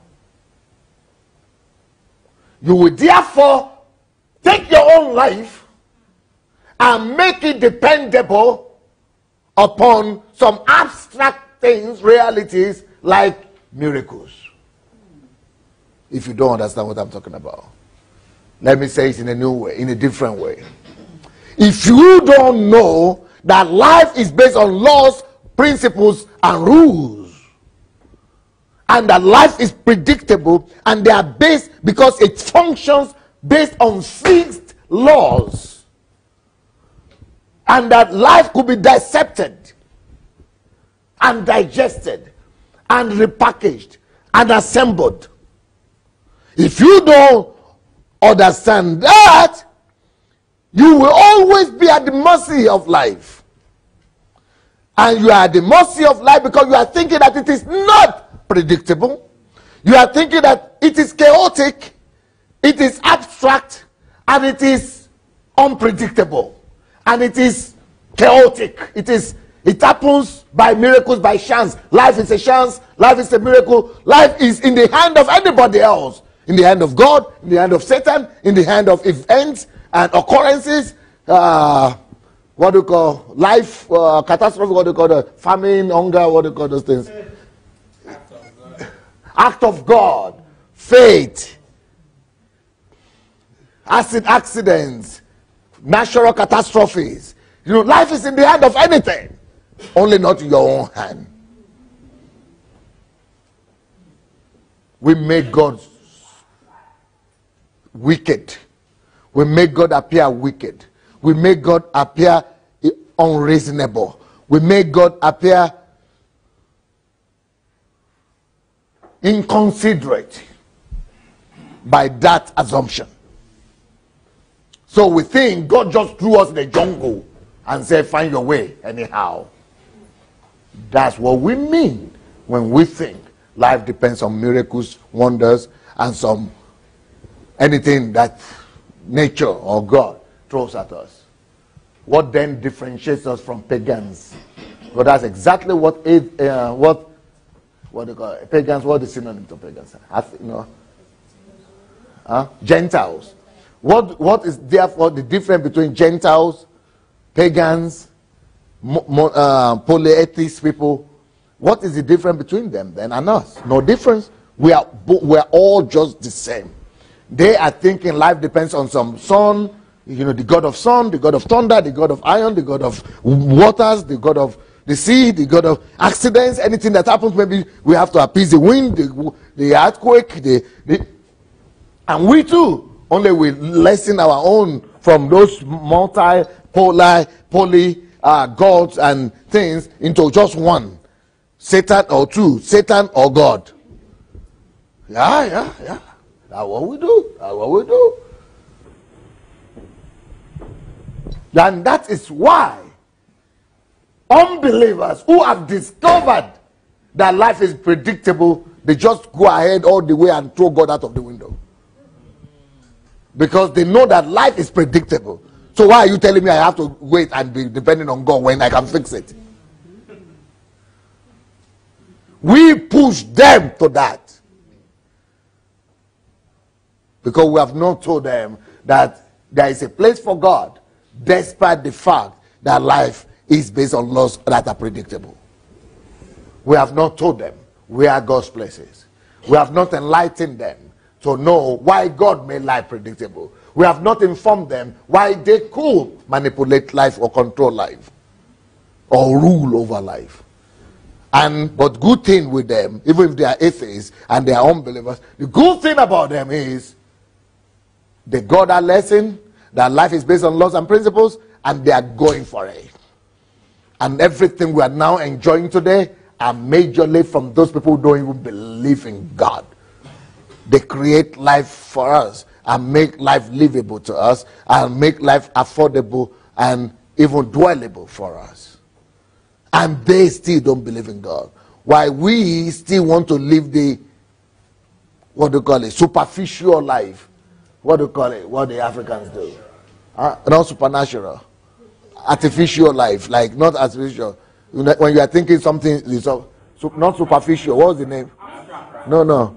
There is something. No. There is a word in. No. Mystical, but superstitious. Superstitious life. Superstitious. That's what I'm. We are superstitious. We are superstitious. And they know that life is not superstition.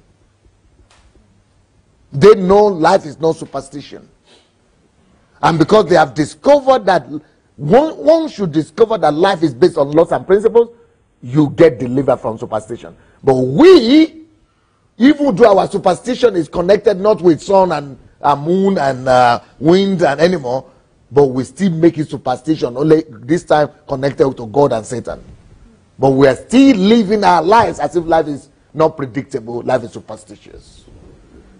And unless we get delivered from superstition, mindset and approach to life, we will always be inferior and will always be trailing those unbelievers that have understood one of the greatest truths of life, that life is predictable.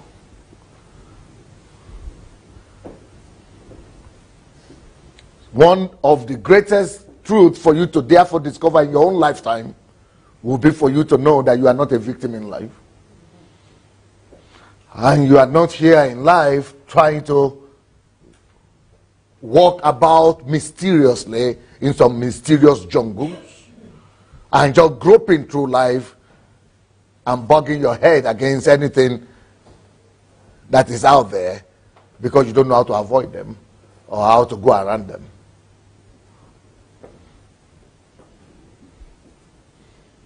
Life is predictable is the first thing for you to be able to manage that life. Because there is no way you'll be able to manage life or rule over life if you don't even know how it works, how it moves.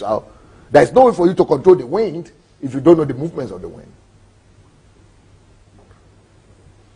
There is no way for you to say life is predictable and you can now build systems to control and manage life if you think life is abstract or life is mystical.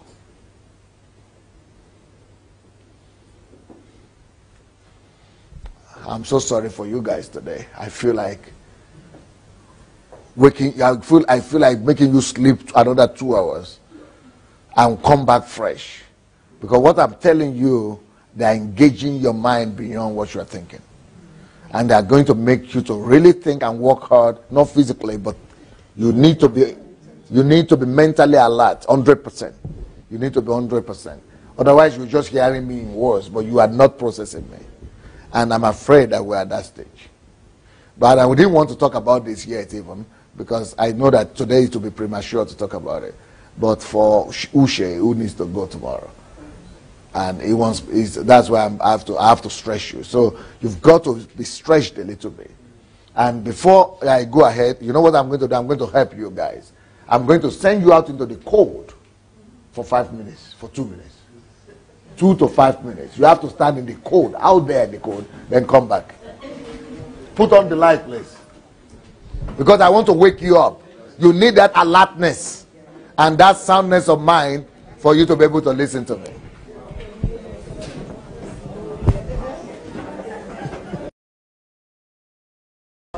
Tell Igor. I'll take to just Sasha.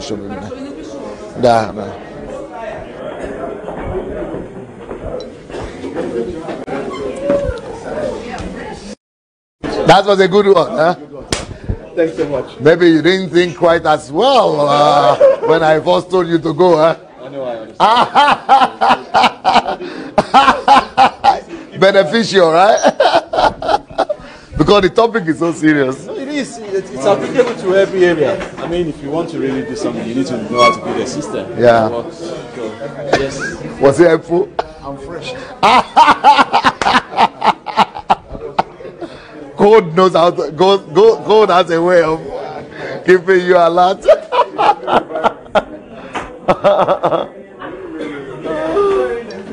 Pastor, I need to ask your permission for something afterwards. Though. Okay. I need to do something with your book, and I need to take Okay.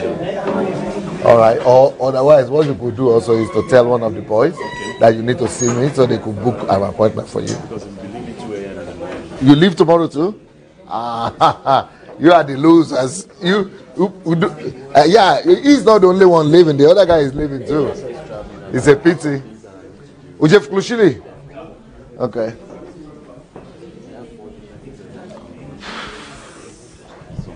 Okay, guys. I hope people are coming together already, no? Let me see.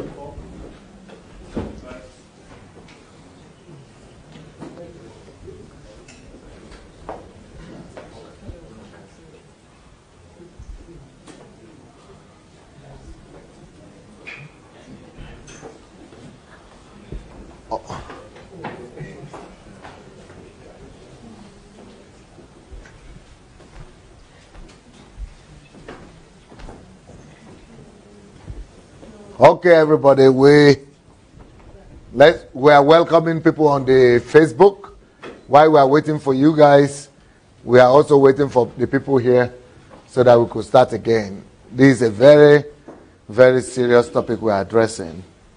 And I can't afford to talk on this important topic with people not being 100% alert. It's so important. It's so important.